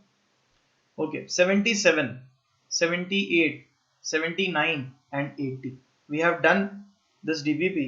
तो अगर किसी को और भी डाउट है तो मुझसे आप पूछ लेना, ठीक है। चलिए डीपीपी नंबर 2 पे चलते हैं। क्या सभी ने कर ली DPP number 2? Yes sir. Yes DPP number 2 कर ली सभी ने? भव, श्रेया, यशस्वी, बोलो। Yes sir. हाँ सर। Bhav, Vishwas, Vanshika, yes sir. कर ली सभी ने? Yes sir. सभी ने कर ली। चलिए ठीक है, आगे बढ़ते हैं। तो नेक्स्ट नंबर, क्वेश्चन नंबर 2 पे चलते हैं। और क्वेश्चन नंबर 2 जो है, सॉरी मतलब डीपीपी नंबर 2 पे चलते हैं। और जो डीपीपी नंबर 2 में जिसको भी डाउट है, मुझसे एक एक करके सारे डाउट्स पूछते जाओ, फटाफट से पूछ लेना मेरा बेटा। सबसे पहले क्वेश्चन नंबर 1 में कोई डाउट? ये मैं एक साथ नंबरिंग थोड़ा तेज बोलूंगा ताकि आप में से डाउट जल्दी जल्दी पूछ सकूं। 1 से लेकर 5 तक कोई डाउट? 1 से 5 आंसर आपके सामने है। नहीं सर। मैंने डीबीपी के आंसर आपके ग्रुप पे डाल दिए थे, जिसके पास नहीं है वो स्क्रीनशॉट ले लो इसका। 1 से लेकर 5 तक कोई डाउट? 6 से लेकर 10 तक कोई डाउट? सर इसमें 8th वाले में ऑक्सी चलेगा ना? हाँ, ऑक्सिलेट और ऑक्सिलेट ये दोनों देखे गए हैं, मैंने किताबों में देखे हैं, दोनों चलते हैं। हाँ, आपको शायद आगे है भी कुछ क्वेश्चन, ये पहले भी उठा था सवाल, तो आगे किसी बच्चे ने दिखाया था सर यहाँ पे ऑक्सी भी लिखा, तो दोनों चलते हैं, ऑक्सिलेटो भी चलता है और ऑक्सिलेटो भी चलता है। ठीक है, क्वेश्चन नंबर 10 तक और कोई डाउट? क्वेश्चन नंबर 11 से 15 में कोई डाउट? क्वेश्चन नंबर 16 से 20 में कोई डाउट? नहीं। देन क्वेश्चन नंबर 16 से 20 में कोई डाउट? 21 से 25 में कोई डाउट? नहीं सर। ओके, 26 से 30 तक कोई डाउट? 26 से 30, 26 से सर 27 में उन्होंने इथाइलिन डायमीन को इथेन 1,2 करके लिखा था। हाँ मैंने भी देखा था एक जगह पर, देखो नीचे लिखा हुआ है 28 में लिखा हुआ है।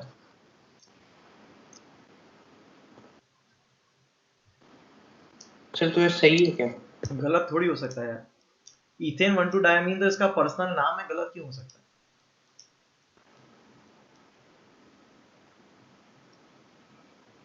सर तो सिर्फ इस वाले केस में ही वैलिड है या फिर बाकी जगह भी? अरे डालो ना, आपको मैं बार बार अंगद कह रहा हूँ, ऑप्शन तो देखो आप ऑप्शन तो देखो।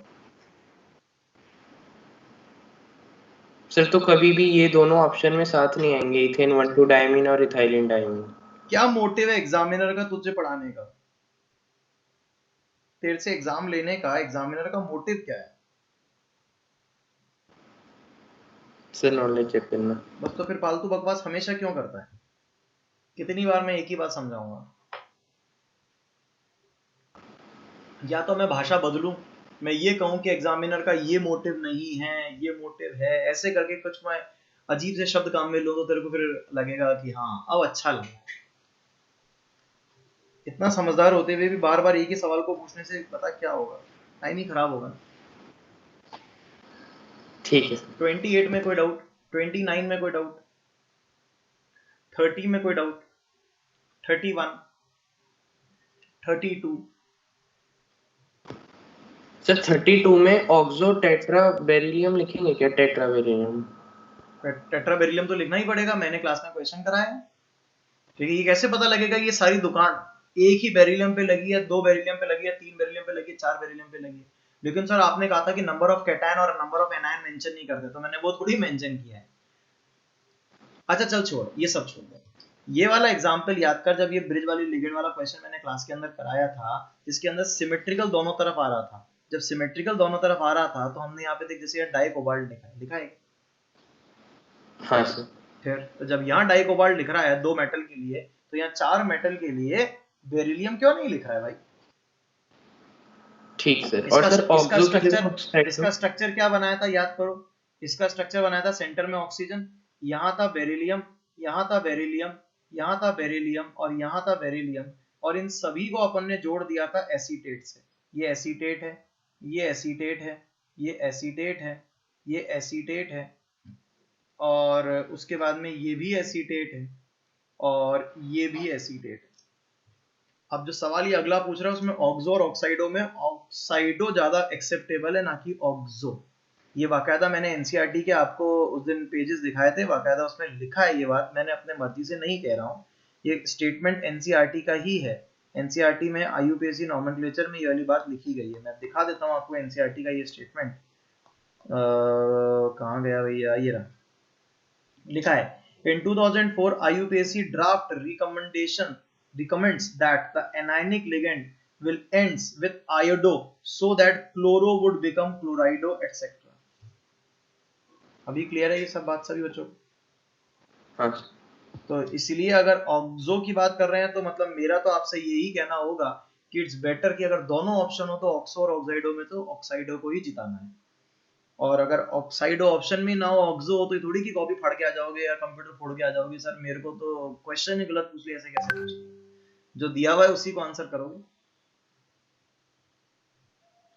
चलिए, बहुत ही शानदार, बहुत ही जानदार, आगे चलते हैं। Question number 32, 33, 34, 35, 36। कभी कभी देखो ऐसा लगता है, देखो पता नहीं, मतलब मैं नहीं बोल पाऊंगा, लेकिन कभी कभी ऐसा लगता है कि जितना सिंसियर होना चाहिए हम उतने सिंसियर हैं नहीं। सिंसियरिटी जो है ना, वो आपकी शक्ल पर, सिंसियरिटी आप लोगों के हाव भाव में, आपकी बातों में नजर आती है। लेकिन जितने भी बच्चे क्लास के अंदर हैं, पता नहीं उनको सुन के या उनको मतलब महसूस करके मुझे कभी भी एक है ना क्या कह सकते हैं, एक्साइटमेंट की फीलिंग नहीं आती। कि कुछ बच्चे जो होते हैं हाईली एक्साइटेड होते हैं, ऐसे यूं क्या वैसे यूं, मतलब दुनिया भर की मतलब इधर से उधर चीजें। मतलब मैं अंगद की तरह एकदम मतलब हाइपर होके सवाल पूछने की भी नहीं कह रहा हूँ, लेकिन ये तो पक्की बात है कि 120 क्वेश्चन की डीबीपी है, 60 क्वेश्चन की, और तुम्हारा एक भी डाउट नहीं है। दिस इज मतलब सरप्राइजिंग लग रहा है। चल रहा है, कहानी चल रही है, हमें क्या फर्क पड़ता है, ऐसा नहीं। ठीक है, मतलब आप में से हर एक बच्चे की सिंसियरिटी मुझे दिखनी चाहिए। अगर नहीं दिख रही है तो जल्दी से जल्दी दिखाइए, क्योंकि देखो सिलेबस 11 का हो गया ना, फिर क्या हुआ, अंगद से पूछ सकते हैं, बाकी सब बच्चे ट्यूलर के नहीं है, अंगद ट्यूलर का है। अंगद एक बात बता, सभी बच्चे तेरी बात सुनेंगे, तू बोलेगा सब सुनेंगे, क्या पिछले साल अपन लोगों ने सभी ने टॉपिक पढ़ा, पूरे 11th केमिस्ट्री पढ़ा, 11th फिजिक्स पढ़ा, 11th का मैथ्स पढ़ा? क्या इस बार जब 12th में आए तो देर आर ऑलमोस्ट 15 डेज और 20 डेज और 25 डेज दे हैव स्पेंट, कुछ बच्चे जो कि नॉन एसआरबी बैच के हैं, और उन सभी बच्चों ने क्या रिक्वेस्ट करी कि हमें 11 दोबारा पढ़ाओ या 11 को रिवाइज कराओ। बोला था क्या? मतलब ऑन द सरप्राइजिंग नोट, मैंने कुछ बच्चों को केमिकल बॉन्डिंग को भी मतलब है ना दोबारा पढ़ने की बात सुनी कि उन्होंने केमिकल बॉन्डिंग, जबकि केमिकल बॉन्डिंग में मैंने अपना है ना पूरा का पूरा मतलब कह सकते हैं ना जान लगा दी उसको पढ़ाने, एक एक चीज को घुसेड़ घुसेड़ के पढ़ाया, एकदम मतलब टू द पॉइंट चीजों को समझाता गया, हर एक चीज का लॉजिक दिया।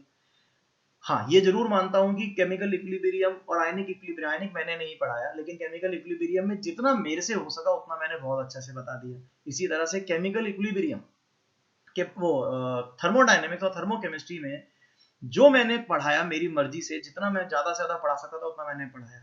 और पता है मेरे को क्या सुनाई आया अंगद? मेरे को ये सुनाई आया कि सर हमारी थर्मोकेमिस्ट्री हुई थी क्या? याद ही नहीं है कि थर्मोकेमिस्ट्री हुई भी थी क्या। इस तरह का स्टेटमेंट। क्या थर्मोकेमिस्ट्री में हमने वो एंथैल्पी, अलग अलग तरह की enthalpy, enthalpy of atomization, enthalpy of अलग अलग तरह की एंथैल्पी पढ़ी थी? अंगद ने तो स्पेसिफिकली मेरी क्लास दोबारा अटेंड करी थी, तो पढ़ाया था ना मैंने। बट मैंने मतलब ये चीज, अच्छा मैं ये नहीं कह रहा कि बच्चों ने क्या करा क्या नहीं करा, मैं ये कह रहा हूं कि इमेजिन करो कि 11th को आप 12th क्लास में रिवाइज कर सकते हो, क्योंकि अभी हमारे पास समय, और इस बार तो वैसे भी जैकपॉट है, इस बार तो हमारे पास पढ़ाई करने का बहुत बढ़िया वो आ चुका है, जैकपॉट है इस साल तो।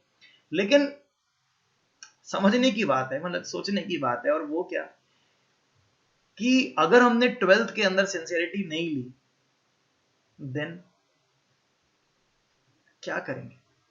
आपने एक चीज नोट करी होगी, आपके टेस्ट शायद हुए नहीं, अभी मैंने ट्यूलर में तो टेस्ट लिए हैं, चालू कर दिए कि आपका बैच अभी चालू हुआ है, उनके बैच थोड़े दिनों पहले चालू हो गए थे। तो मैंने टेस्ट के अंदर, हर टेस्ट के अंदर एक 11 का टॉपिक डाला, एक 12 का टॉपिक डाला, जो पढ़ा रहा हूं वो डाला, और जो 11 का टॉपिक हो चुका है वो डाला। आप लोगों के लिए बताता हूं, आपका जो 2 तारीख को पेपर है ना, 2 या 4 तारीख का वो पेपर, आपका पेपर कब है? सर 2 2 तारीख को। तो 2 तारीख को जो आपका पेपर है, उस पेपर के अंदर भी आप देख सकते हैं कि अभी आपकी 2 टॉपिक चल रहे हैं, ओपन है। एक तो ऑर्गेनिक ओपन है, एक आपका मेरा ये इनऑर्गेनिक ओपन है। फिजिकल बंद चल रही है ना अभी आपकी, लेकिन आप देखना मैंने 11th का भी फिजिकल का टॉपिक उसमें डाल दिया। 4 चैप्टर। तो वो इसीलिए डाला गया है सो दैट कि आप उसकी तैयारी कर सकें, नहीं तो छूटेगा। श्रेया क्या बोली? मैं सुना नहीं तेरी बात, वापस बोलना। सर वही कि आपने फिजिकल में 4 चैप्टर डाले। मैं कम कर दूंगा। कौन कौन से डाले? एक तो मोल डाला था मैंने, तो देखो सोनिका मैम को एक मोल के लिए कहा था। और कौन कौन से डाले? क्या गैसियस भी डाल दिया? गैसियस स्टेट और इक्विलिब्रियम। एटॉमिक भी डाल दिया और इक्विलिब्रियम भी डाल दिया। हाँ, तो मैं इनमें चैप्टर कम करा दूंगा, टेंशन मत ले। कौन सा देना चाहती है बता दे। तो मैं कैसे बताऊंगी? नहीं मतलब मैं इसलिए तुमसे पूछ रहा हूँ कि फिर उसके बाद मैं तुम्हारे मार्क्स की इवैल्यूएशन करूंगा कि तुमने अगर एक चैप्टर मांगा तो एक दूंगा। वेटेज ज्यादा नहीं होगी, टेंशन मत ले। एक चैप्टर या 2 चैप्टर तुम चुन लो और फिर उसको अपने तरफ से बेस्ट करके आना। यही तो स्ट्रैटेजी होती है और यही मतलब हमारा विल होती है। और अभी हम क्या कर रहे हैं, जो आएगा कर लेंगे सर, थोड़ी थोड़ी तैयारी सबकी करनी ही कर लेंगे। इसीलिए तुमसे पूछ रहा हूँ, जो तुम कहोगे वो कर दो। 2 चैप्टर कर दूं इसको? क्या मोल और एटॉमिक कर दूं सिर्फ? ठीक है सर। फुल मार्क्स लाओगे? एक कर दूं चैप्टर? बोलो क्या कहते हो, एक चैप्टर कर दूं?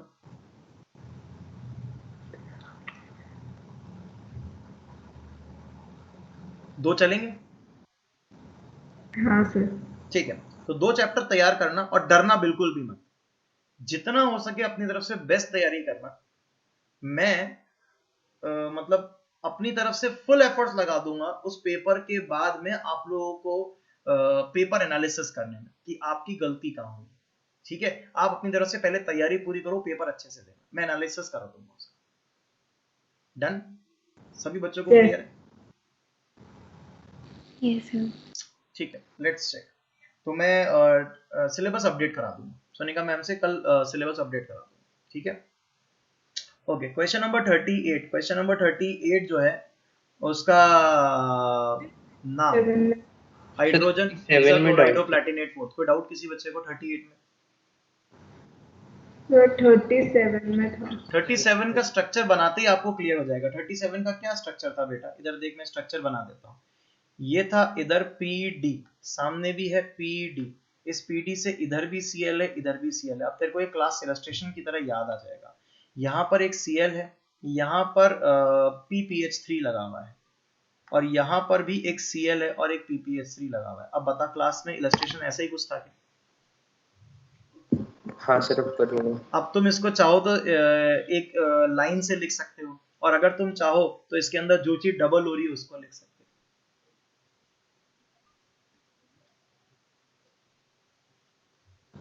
ये मोस्ट एक्सेप्टेबल है जो पहला नाम है जो लाइन से लिखा गया। ठीक है, चलो आगे। क्वेश्चन नंबर 38 में किसी को डाउट? 39 में किसी को डाउट? नहीं सर।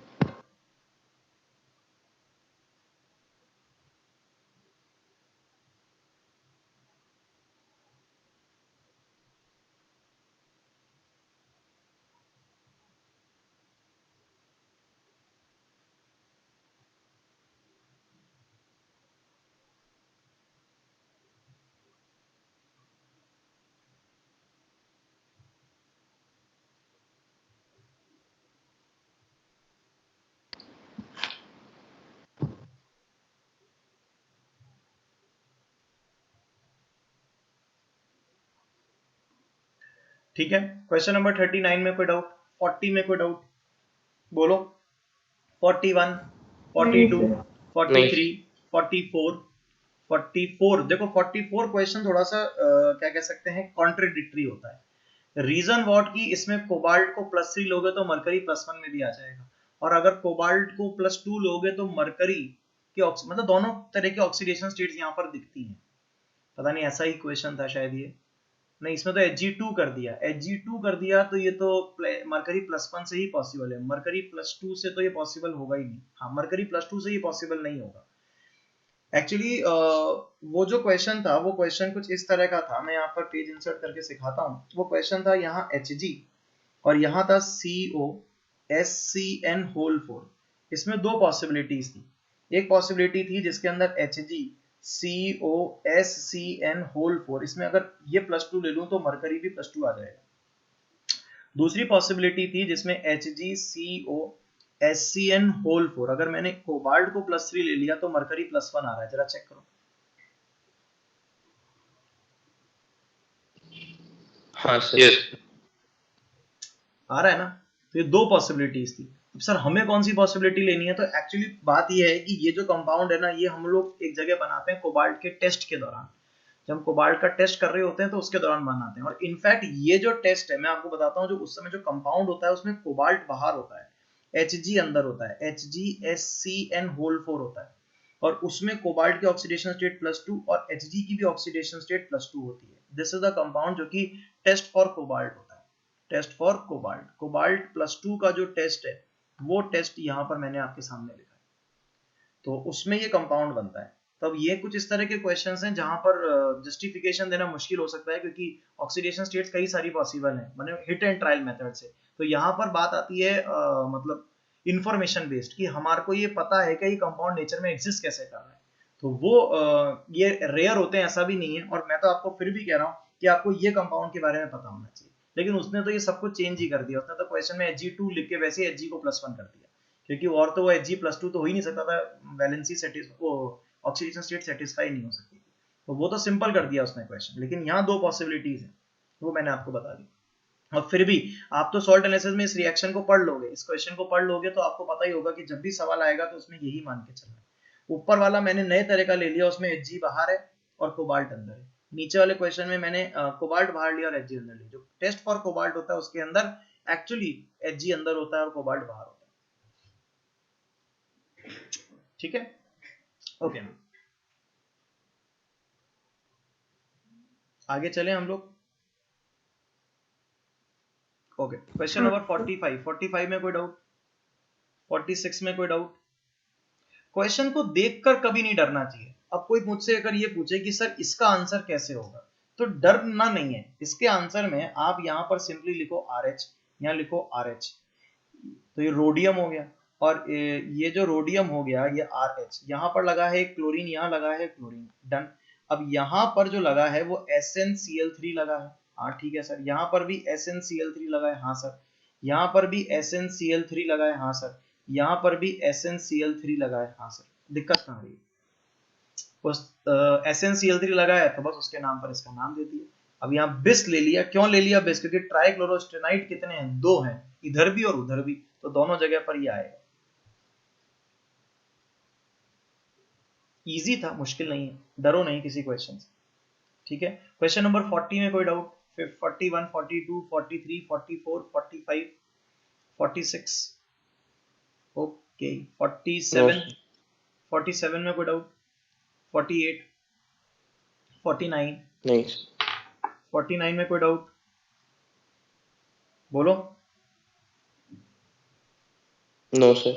50, 51, 52, 53, 54, 55, 56, 57, 58, 59, 60, डन। इसमें 59 नंबर सर, एक क्वेश्चन चीज की पूछनी स्पेशल है। चीज आपको पता थी, याद है आप लोगों को? NO पे हाँ सर। +1 एग्जिस्ट करेगा। ये सर क्लास रजिस्ट्रेशन है ये। हाँ, अभी आप बोलो। और हाँ, क्या कह रहा है अंगद? बोल बेटा। सर इथीन और इथाइलिन सेम होता है क्या? हाँ, ठीक है सर। इथीन IUPAC नेम हो गया और इथाइलिन पुराने नॉमेनक्लेचर का नेम है, इथाइलिन। और सर जब ट्रिपल बॉन्ड आ जाता है तब क्या बोलते हैं? एसिटिलीन, एसिटिलीन बोलते हैं। अच्छा ठीक है सर। है ना? और एक दिन क्लास देखता हूँ ले पाया तो, या तो मैं ले लूंगा या सोना मैम को कहूंगा वो ले लेंगी। मेरी जिंदगी की पहली क्लास, जब मैंने ली थी 2005 या हाँ 5 की बात है, तो मैंने उस क्लास के अंदर पेट्रोलियम पढ़ाया था, है ना। एनसीईआरटी का टॉपिक था, आईआईटी में ज्यादा कोई पूछता नहीं था, मेरी जिंदगी की पहली क्लास थी, तो मुझे मौका मिला पहली बार क्लास में जाके पेट्रोलियम पढ़ाने का। तो मैंने उस पेट्रोलियम को भी भर के पढ़ा दिया, कई सारी चीजें बता दी। जिंदगी की दूसरी क्लास जो मुझे मिली, वो पेट्रोलियम मैंने 2-4-5 जगह पढ़ाया, 2-4-5 बैचेस में, पर पहली बार मैंने वो टॉपिक पढ़ाया। दूसरा टॉपिक जो मैंने जिंदगी में पढ़ाया वो ये पढ़ाया, ट्रिवियल नॉमेनक्लेचर। मैंने दुनिया भर की किताबें ढूंढी कि कहाँ मुझे ट्रिवियल नॉमेनक्लेचर मिलेगा, तो वहां पे मुझे जो ट्रिवियल नॉमेनक्लेचर के अंदर, जैसे कि अपन बात करते हैं, इसको मिथाइल कहते हैं, मिथाइल कहते हैं। अब अगर मान लो इसकी 2 वैलेंसी फ्री होती है तो इसको क्या कहते हैं, मिथिलीन कहते हैं। अगर इसकी 2 वैलेंसी फ्री होती है तो इसको मिथिलीन कहते हैं, इस तरह से। तो ये जैसे इसका नाम अभी तो अपन आईयूपीएसी अलग तरीके से देंगे, लेकिन अगर हम इसका ट्रिवियल नॉमेनक्लेचर देते तो इसका नाम होता मिथिलीन डाइक्लोराइड। इसका नाम क्या होता, मिथिलीन डाइक्लोराइड। आपने ये एक्टिव मिथिलीन ग्रुप के नाम से सुना भी होगा, जब आप टॉटोमेरिज्म पढ़ते हो तब उसमें ये ऊपर लगा रहता है, तो उसको CH2 ग्रुप को एक्टिव मिथिलीन ग्रुप को कहते हैं। तो मैंने मेरी जिंदगी की ऑर्गेनिक, क्योंकि मैं इनिशियली जब स्टार्टिंग करी थी तो मैंने ऑर्गेनिक की पढ़ाई थी 5-6 साल, सिर्फ ऑर्गेनिक। तो ऑर्गेनिक का बहुत प्रॉपर मैंने क्लासेस ली। तो उस दौरान जो मेरी जिंदगी की सेकंड क्लास हुई थी ना, उस सेकंड क्लास के अंदर मैंने सेकंड टॉपिक मान लो जो मैंने पढ़ाया था, वो ट्रिवियल नॉमेनक्लेचर के एल्काइल ग्रुप पढ़ाए थे। तो उस एल्काइल ग्रुप के अंदर अब यहाँ पर ये जो CH2 डबल बॉन्ड CH एक बॉन्ड फ्री होता है, इसको विनाइल कहेंगे, जबकि CH2 double bond CH single bond CH2 free होता है तो इसको अलाइल कहेंगे। अब ये तो आप कॉमन है तो जानते हो, लेकिन अब इसके अंदर 2-2 फ्री होंगे तब क्या कहेंगे, 3-3 फ्री होंगे तब क्या कहेंगे, तो ये कुछ नाम है। लेकिन क्या हुआ कि जैसे समय बीतता गया, आईआईटी ने इस पर कोई सवाल नहीं बनाया। मतलब ये बात सोचो, 2005 से लेकर आज तक तुम्हारी उम्र की जितनी बात होगी, इतनी पुरानी बात होगी, मैंने इसको लगभग 2008-9 तक मैंने पढ़ाया। उसके बाद मैंने ये वाले टॉपिक्स पढ़ाना ही बंद कर दिया, फिर काम तो आते ही नहीं थे, आईआईटी पूछता नहीं था, तो बिल्कुल छोड़ दिया। लेकिन आज भी मेरे पास वो नोट्स तैयार है, आज भी मेरे पास वो बुकलेट तैयार है, जो बुकलेट मैंने जिसको देखकर मैंने ये टॉपिक पढ़ाया। तो कभी कभी जैसे वो काम आ जाती है, जैसे वो बेंजाइल वाली मैंने आज आपको बात बताई, अभी जैसे इथाइलिन वाली बात बताई, जैसे कि अभी मैंने ये मिथाइल और मिथाइलिन वाली बात आपको बताई। तो इस तरह की कभी कभी वो चीजें याद आ जाती हैं या काम आ जाती हैं, तो उस दिन मेरे को अपनी नॉलेज को बताने में बड़ा गर्व होता है कि हाँ यार, उस समय की मेहनत आज तक काम आती है। क्योंकि अगर वो समय पर मैं सिर्फ, क्योंकि ऐसा कहते थे कि सिर्फ ऑर्गेनिक पढ़ा लो, सिर्फ इनऑर्गेनिक पढ़ा लो, सिर्फ फिजिकल पढ़ा लो, तो मैं सिर्फ ऑर्गेनिक पढ़ाता था, लेकिन मेरे को हमेशा से प्रेशराइज किया जाता था कि तू 2-2 टॉपिक पढ़ा। तो मैंने 11th पूरी पढ़ाई, मैंने पूरी ऑर्गेनिक पढ़ाई, मतलब पूरे आईआईटी की ऑर्गेनिक पढ़ाता था, और 11th क्लास में फिजिकल, ऑर्गेनिक, इनऑर्गेनिक सब पढ़ाता था।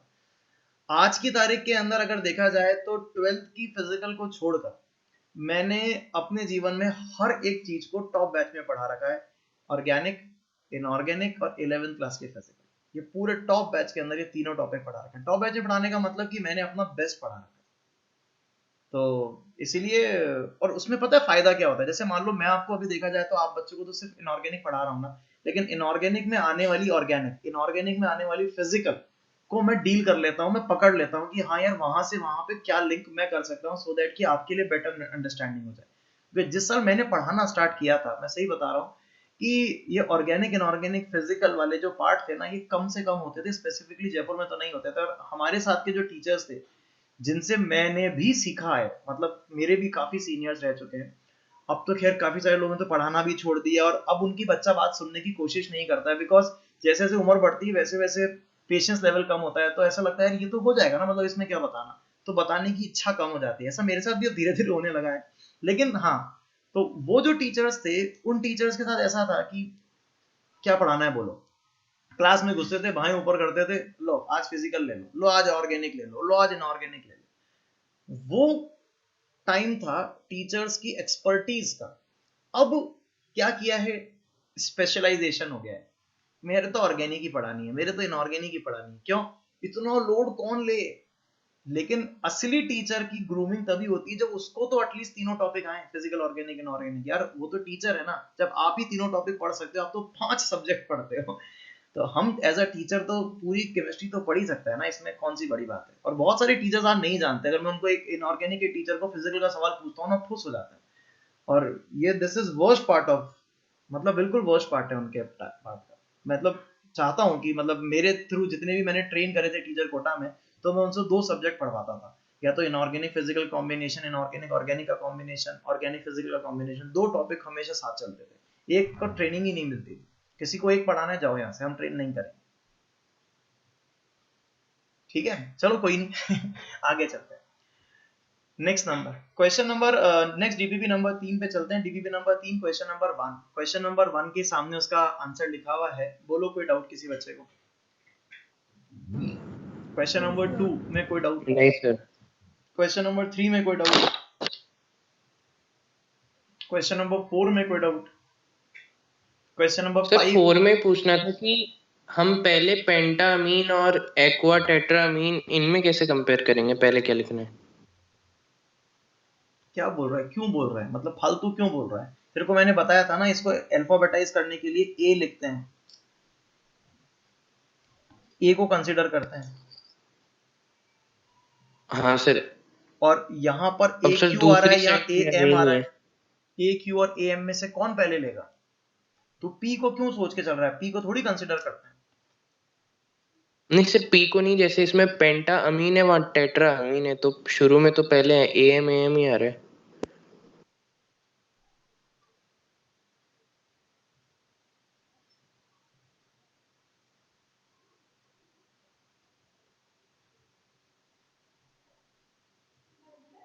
अच्छा, इधर अमीन इधर भी है, इधर भी है। हाँ तो 5 अमीन इधर, 4 और 4 अमीन इधर, एक अमीन ज्यादा है उधर एक्वा है, और अमीन और एक्वा में तो अमीन ही जीतेगा। अच्छा ऐसे देख लेंगे, ठीक है वो तो सर। और अपने पास ऑप्शन थोड़ी है यार, मतलब यहाँ तो अपन को चेक ऐसे ही करना पड़ेगा ना। कैसे चेक करेगा? ठीक है सर। पेंटा अमीन का मतलब 5 अमीन, और उधर 4 अमीन और एक एक्वा। अमीन और एक्वा में से कौन जीतेगा? अमीन तो पहले, प्रायोरिटी तो अमीन की होगी ना। और अपने पास और कोई ऑप्शन ठीक है ही सर। नहीं। मतलब you don't try to check tetra and penta, please please please. Tetra and penta को चेक करने का कोई क्राइटेरिया ही नहीं, क्योंकि they are multiplying prefixes, never use for alphabetizing. ठीक है, ठीक है चलते सर। हैं आगे। क्वेश्चन नंबर 5 में कोई डाउट? नहीं सर। क्वेश्चन नंबर 6 से 10 कोई डाउट? 6 से 10 कोई नहीं डाउट? सर। बोलो। ओके, 11 से 15 कोई डाउट? 11 सर से 13 15 में भी वही डाउट है कि पहले किसको देखें। ये आप एक क्वेश्चन ये देखोगे, अभी आगे जाकर एक और क्वेश्चन देखोगे। दोनों क्वेश्चन के अंदर यहाँ पर दोनों आंसर दिए हुए हैं। यहाँ पर सी से स्टार्ट किया हुआ है, यहाँ नीटा 5 से स्टार्ट किया हुआ है। और आगे जाके ढूंढोगे एक और क्वेश्चन मिलेगा, उसके अंदर पहले नीटा 5 लिया हुआ है और बाद के अंदर नॉर्मल लिया हुआ है। एक सिग्मा डोनर है और एक पाई डोनर है। तो सिग्मा डोनर और पाई डोनर में से, सिग्मा डोनर और पाई डोनर में से किसको जिताना है, ऐसा किसी आईयूपीएससी बुक में नहीं लिख रखा है। हम लोगों ने डिस्कशन इस पे पहले भी किया, मतलब हमने, मतलब हम टीचर्स ने पहले भी इस पे डिस्कशन किया हुआ है। तो हमारी डीपीपी में भी 2 आंसर्स हैं, यानी कि जिसने भी जिस सोर्स से क्वेश्चंस को पिक किया था, वहां पर भी दोनों के दोनों आंसर लिखे हुए थे। इसलिए दोनों आंसर हम लोगों ने भी वैसे ही प्रोसीड कर दिया, हमने अपनी तरफ से कोई नया नहीं बोला। ठीक है सर। और सर ये बिस को ही देखते हैं क्या अल्फाबेटिकली? बिस को नहीं देखते, बिस के अंदर, क्योंकि बिस तो यहाँ पर मल्टीप्लाइंग प्रीफिक्स की तरह है।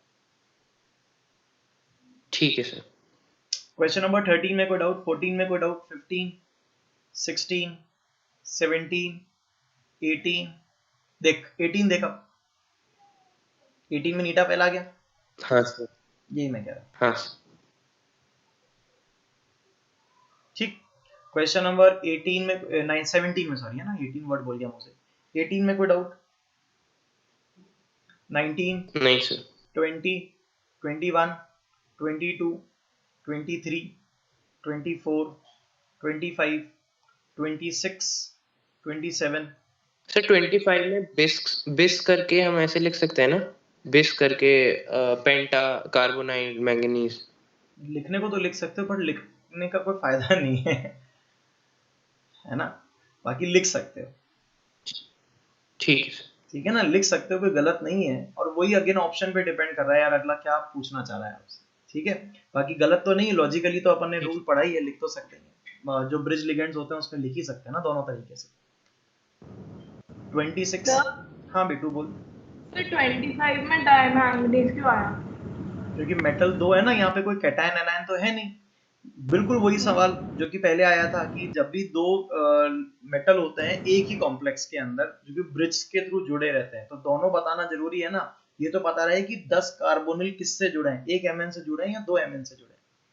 यहाँ पर तो इसीलिए आएगा ना, नहीं तो क्यों आएगा। मैंने आपको मना करा था कैटायन और एनायन का नंबर मत दो, तो ये कैटायन एनायन थोड़ी है, ये तो एक ही डब्बे में एक ही कोऑर्डिनेशन स्फीयर के अंदर दो मेटल है, तो ये तो आपको मेंशन नहीं करोगे तो गड़बड़ हो जाएगी। Okay sir.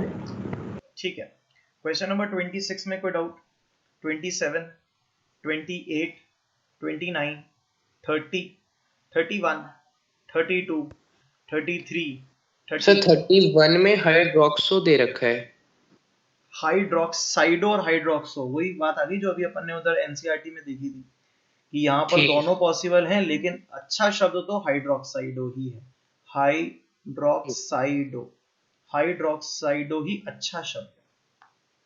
इवन आपको मैं बताऊं, आपकी एनसीईआरटी में भी एक क्वेश्चन के अंदर जहां तक मुझे याद आ रहा है, या तो ऑक्सो के लिए या हाइड्रोक्साइड के लिए एक जगह पर उसने हाइड्रोक्सो ही दे रखा है। एनसीईआरटी मुझे ऐसा ध्यान आ रहा है, तो इसलिए ध्यान रखना कि दोनों में से जो आंसर मिले वो सही है। दोनों नहीं मिलेंगे, दोनों मिलेंगे तो हाइड्रोक्साइड ही सही करना, क्योंकि एनसीईआरटी में बाकायदे चीज मेंशन है ना, तो फिर हम उसी को प्रायोरिटी देंगे, इसी को प्रायोरिटी देंगे। ठीक है सर। ठीक है, क्वेश्चन नंबर 32 में कोई डाउट? 33 में कोई डाउट? 34 में कोई डाउट? 35 में कोई डाउट? 36, 37, 38, 39, 40, 41, 42, 43, 44, 45, 46, 46 क्लियर है? 47, 48, 49, 50, 51, 49 में ऑक्सीडेशन स्टेट में 49 में ऑक्सीडेशन स्टेट। जब दो तरह के एलिमेंट्स हैं और दोनों के ऑक्सीडेशन स्टेट वेरिएबल हैं, तो हम क्या करते थे, उनका आंसर क्या उनकी कोऑर्डिनेशन नंबर देख के देते थे। अब यहाँ पर इसका कोऑर्डिनेशन नंबर जो आ रहा है, वो कोऑर्डिनेशन नंबर अगर 6 आ रहा है, तो +2 और +6 और +3 में से किसको चुनेंगे? +3 को चुन लेंगे, और +6 को जस्टिफाई नहीं कर पाओगे, क्योंकि अगर इसको +6 ले लिया तो माइनस के इतने सारे एलिमेंट है ही नहीं, माइनस के तो सिर्फ 5 ही साइनाइड है, तो जस्टिफाई होगा नहीं। अब अगर इधर +3 है तो इधर टोटल पे -3 आ जाएगा। -3 तभी आएगा जब निकिल +2 होगा, तो this must be the only option.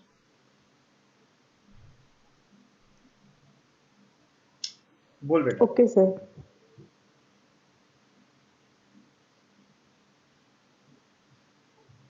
कोई यस डाउट सर। किसी बच्चे को? नहीं सर। बहुत ही बढ़िया। 50 में कोई डाउट? 51 में कोई डाउट? 52, 53, 54, 55, 56, 57, 58, 59,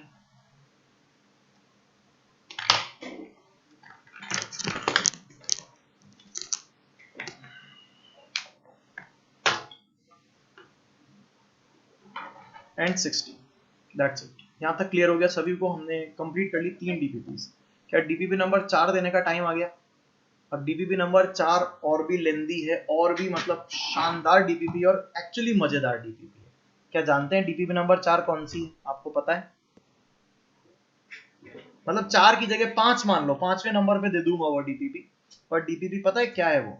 देखो ऐसी डीपीपी है वो, ध्यान से देखना डीपीपी की शक्ल एकदम दिखाते भगा, मैंने छुपा लूंगा उस डीपीपी को, ज्यादा लंबा नहीं दिखा सकता। देखना अभी ये कहाँ गई, ये डीपीपी देखो क्या है, देखो देखो क्या है डीपीपी। क्या कॉम्प्लेक्सेस के फॉर्मूले दे रखे हैं, उनका coordination number, central metal atom और आयन, N-1D, हाइब्रिडाइजेशन क्या है, लो स्पिन कॉम्प्लेक्स है, हाई स्पिन कॉम्प्लेक्स है, और इनर ऑर्बिटल कॉम्प्लेक्स है, आउटर ऑर्बिटल कॉम्प्लेक्स है। कितने क्वेश्चन मान सकते हो? क्वेश्चन की भरमार है इसके अंदर, भर भर के क्वेश्चन हैं इसके अंदर। कितने क्वेश्चन मान सकते हो? ये गए 63 क्वेश्चंस। वैसे 95 क्वेश्चन है, ये थोड़े से मैंने रिपीटर वैसा तो थोड़े कम कर दिए थे, वैसे 95 क्वेश्चंस हैं। कर लोगे? एक ये डीपीपी और है जो कि उस पे वर्नर थ्योरी और उस पर बेस्ड है। पहले ये डीपीपी दूंगा और फिर वो डीपीपी, दोनों दूंगा। क्या कर लोगे क्या? Yes sir. क्या Yes, करना sir. चाहोगे? Yes. मेरे को पूछना बल्कि ये चाहिए था, क्या करना चाहोगे? हाँ सर। चल हाँ, ठीक है, आगे बढ़ते हैं। मैंने लास्ट टर्न पे आपको पढ़ा दिया था EAN, और EAN के बाद हम लोगों ने सिनर्जिक बॉन्डिंग चालू करी थी। और सिनर्जिक बॉन्डिंग को हम लोगों ने कहाँ तक पढ़ा था? यहाँ से। तो सिनर्जिक बॉन्डिंग हम लोगों ने स्टार्ट करी थी, जिसके अंदर हम लोगों ने पहली synergic bonding sigma and pi complex में पढ़ी थी। बड़ी मस्त सी थ्योरी थी, जिसके अंदर एक लिगेंड अपना लोन पेयर देगा और बदले में पाई इलेक्ट्रॉन क्लाउड लेगा अपने एम्प्टी डी और पी ऑर्बिटल में, अपने एम्प्टी पी और डी ऑर्बिटल में इलेक्ट्रॉन क्लाउड लेगा। ऐसे लिगेंड्स नीचे हैं PPS3, PF3, PR3, Cl-, Br-, I-, H2S, RSH, RSR। These are the ligands जो डोनेट करेंगे अपना लोन पेयर और बदले में मेटल से अपना इलेक्ट्रॉन क्लाउड वापस लेंगे, दैट इज पाई। वो अपना नहीं, मतलब जो मेटल देगा वो। और इसके कारण इनके रिश्ते मजबूत हो जाएंगे, बॉन्ड ऑर्डर बढ़ जाएगा, उससे बॉन्ड एनर्जी बढ़ जाएगी, थर्मल स्टेबिलिटी बढ़ जाएगी। इसके बेसिस पर हमने एक एप्लीकेशन बेस्ड क्वेश्चन किया था। हाँ, it's a very good update for you. मैंने अभी वैसे तुम्हारे कहीं पर भी शेयर नहीं करा है। Soon I am preparing a video for you all. YouTube के ऊपर मैं वो वीडियो डाल दूंगा, दैट्स फॉर यू। और उसके लिए एक बहुत बड़ा अपडेट है, दैट इज CBSE ने एक नया अपडेट दिया है कि from this year and next year, मतलब फॉर द स्टूडेंट्स जो कि इस बार बोर्ड्स का एग्जाम देंगे और अगले साल बोर्ड्स का एग्जाम देंगे, दैट मीन्स फॉर यू। उसके लिए अपडेशन ये आया है कि जो आपका पेपर का कंपोजिशन होगा, दैट गोज लाइक दिस कि कंटेम नहीं, competency based questions will be 20%। यानी कि आप लोगों को क्वेश्चन कुछ ऑब्जेक्टिव पैटर्न पे दिए जाने वाले हैं, that has a weightage of 20%। then there can be a form of these can be in the form of multiple choice question,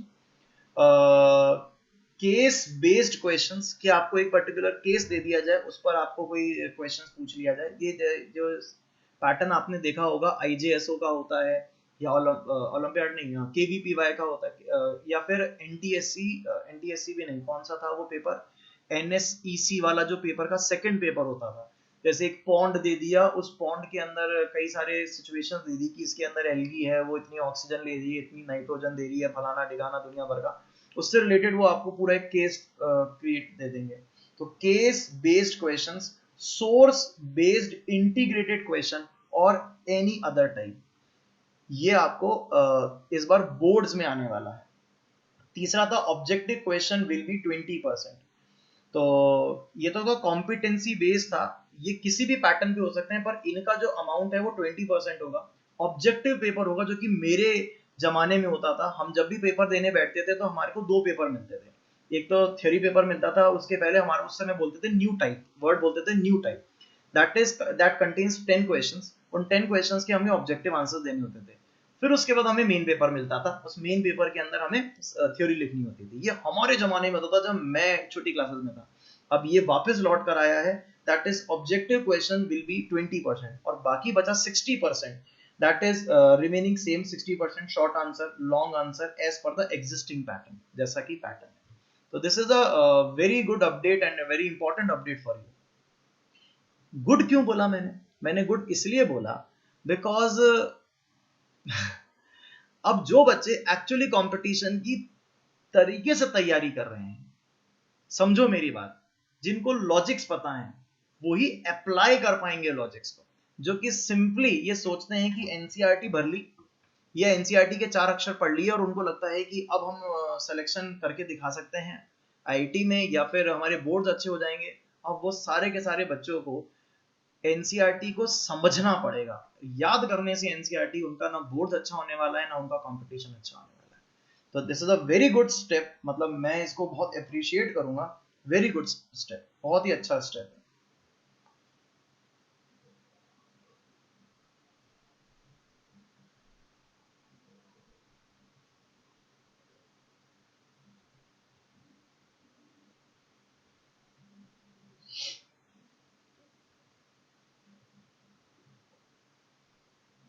चलें आगे, चलते। तो उसके बाद हमने इस पे रिलेटेड क्वेश्चन करा था। फिर सेकंड हमने पढ़ा था synergic bonding in sigma and pi complex. Sigma and pi complex में हमने एक सिनर्जिक बॉन्डिंग पढ़ी थी, जिसमें कि हम लोगों ने कुछ बात करी थी कि in which ligand accept the pi electron cloud from the metal into its empty pi star. देता तो अपना सिग्मा लोन पेयर देता है, लेकिन लेता कहाँ है? पाई स्टार में। इसका एग्जांपल मैंने कई सारे थे, इसको मैंने समझाने के लिए स्पेसिफिकली सिनर्जिक बॉन्डिंग को समझाने के लिए मैंने आपको molecular orbital theory carbon monoxide की पढ़ाई थी। तो कार्बन मोनोऑक्साइड की मॉलिक्यूलर ऑर्बिटल थ्योरी पढ़ने के बाद में सिर्फ हमें ये पूछना था, ये जानना था, ये समझना था कि कार्बन मोनोऑक्साइड अपना कौन सा लोन पेयर देता है और वो लेता कहाँ है। तो ये पार्ट थे यहाँ से। ये देता कहाँ से है? That is non bonding orbital से देता है, जिसके कारण देने से इसका बॉन्डर बढ़ जाता है। ऑन द अदर हैंड जब ये लेता है तो कहाँ लेता है? अपने पाई स्टार एमओ में लेता है। पाई स्टार एमओ में लेने से इसका बॉन्डर घट जाता है। तो देते वक्त इसका बॉन्डर बढ़ेगा, लेते वक्त का बॉन्डर घट जाएगा, लेकिन घटता ज्यादा है, इसलिए ओवरऑल बॉन्ड ऑर्डर हम लोग घटा हुआ मानते हैं। ये मैंने आपको पढ़ाया था। इससे बाद में मैंने बहुत जरूरी चीज यहां से स्टार्ट करी थी कि मेटल पर जितना ज्यादा इलेक्ट्रॉन क्लाउड होगा, क्या बोला था मेरा बेटू? मेटल पर जितना ज्यादा इलेक्ट्रॉन क्लाउड होगा, बोलो, बोला था क्या कि मेटल पर जितना ज्यादा इलेक्ट्रॉन क्लाउड होगा उतना ही क्या होगा? वो बैक बॉन्ड ज्यादा देगा। बैक बॉन्ड वो ज्यादा कहां दे रहा है? बताइए, वो बैक बॉन्ड ज्यादा कहां दे रहा है? वो बैक बॉन्ड कार्बन मोनोऑक्साइड के एंटी बॉन्डिंग में दे रहा है। तो जितना मेटल अपना इलेक्ट्रॉन क्लाउड कार्बन मोनोऑक्साइड को देगा, उतने कार्बन मोनोऑक्साइड और मेटल के बीच के रिश्ते तो मजबूत हो जाएंगे, लेकिन उतने ही रिश्ते कार्बन और ऑक्सीजन के कमजोर हो जाएंगे। ये बात मैंने आपको समझाई थी। आप देख सकते हैं कि MC बॉन्ड का तो अट्रैक्शन बढ़ गया है, लेकिन ऑन द अदर हैंड क्या हुआ है? बताइए। CO बॉन्ड का कम हो गया। CO बॉन्ड का उतना ही कम हो गया है। क्या बताइए, यहाँ तक मेरी बात सभी बच्चों को पकड़ में आ गई या नहीं आ गई? बोलो। Yes sir. यस। कोई तरह का कंफ्यूजन इससे रिलेटेड हो तो बोलिए। No sir. No sir.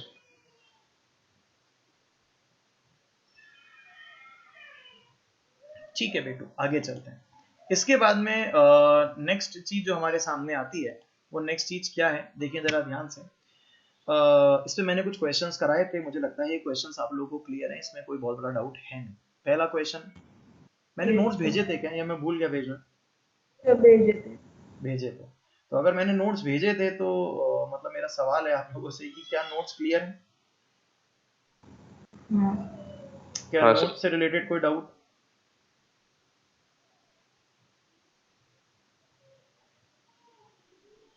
ये क्वेश्चंस आप लोगों ने करे, इन क्वेश्चन से रिलेटेड कोई डाउट? नहीं सर। No sir.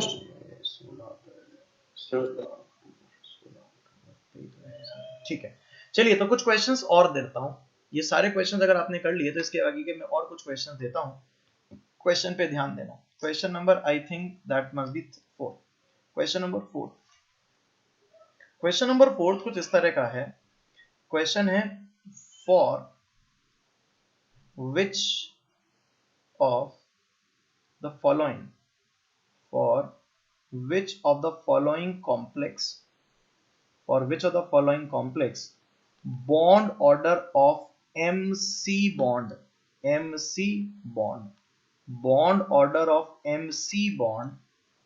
is maximum and stretching frequency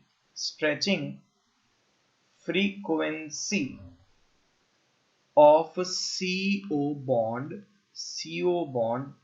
is minimum. Stretching frequency of CO bond is minimum, and the options are NiCO whole 4. B option is CO whole 4 minus 1. C option, that is FeCO whole 4 2 minus, and D, that is MnCO whole 5. These are the options. Answer बोलिए। सोचें पहले वो क्या पूछ रहा है, उसके बाद आंसर।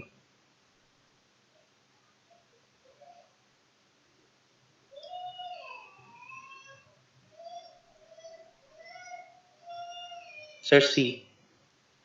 सर सी। सर सी।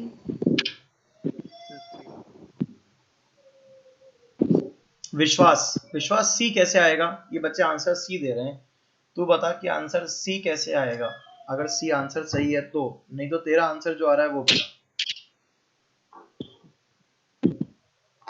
मेरा भी सी ही आ रहा है। तो सी आंसर को प्रूव कर दे जल्दी से।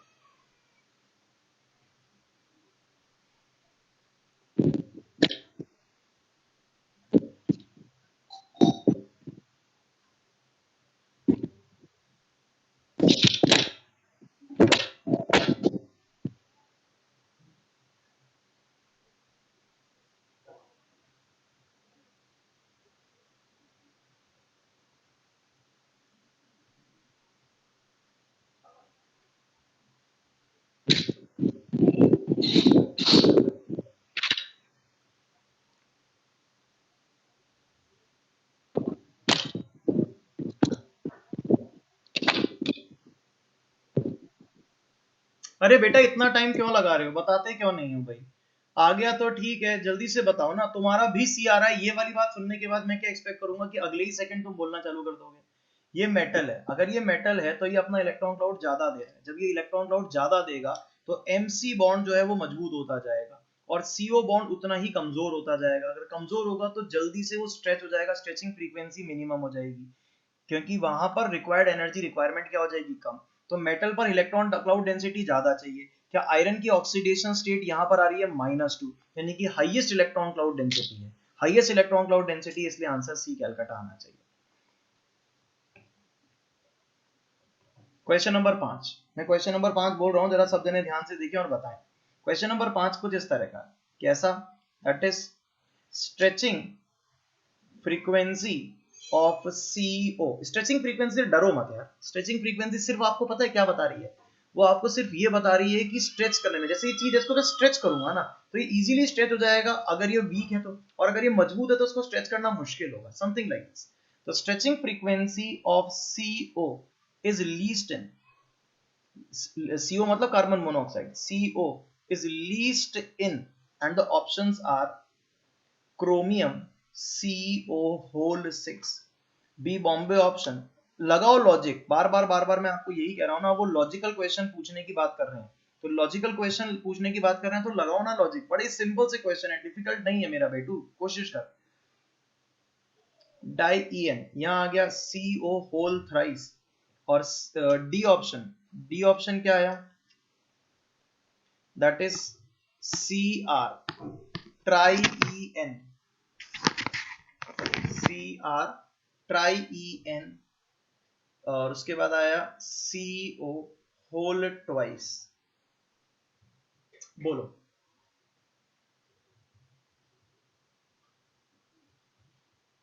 डरो मत, मैं सिखा दूंगा, नहीं आएगा तो ना, मैं कह ही रहा हूं, लेकिन कोशिश तो करो मेरा बेटा। सबसे पहले ये सोचो कि CO का स्ट्रेचिंग फ्रीक्वेंसी कम करनी है, इसका मतलब CO वीकेस्ट ढूंढना है। अब CO वीकेस्ट ढूंढने के लिए मेटल ज्यादा डोनेट करना चाहिए, मेटल ज्यादा देगा तो CO वीक पड़ जाएगा। मेटल डोनेट सबसे ज्यादा कब करता है? जब उस पर इलेक्ट्रॉन क्लाउड डेंसिटी ज्यादा होती है, ऐसा मान के चलो। तो अब यहां पर क्रोमियम की ऑक्सीडेशन स्टेट निकालो, दूसरा कोई और तरीका निकालो, सोचो और आंसर। मैंने इससे ज्यादा हिंट तो अगर मैंने दे दिया तो फिर तो आंसर ही हो जाएगा। Sir D. पता नहीं, और बाकी बताओ।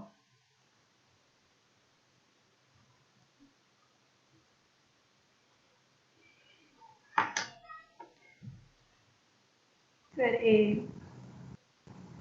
सर ए।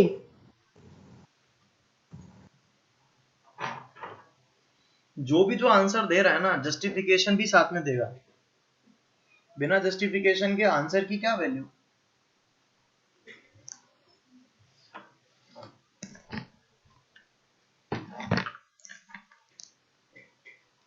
बिना जस्टिफिकेशन के तो आंसर इज जस्ट लाइक तुक्का।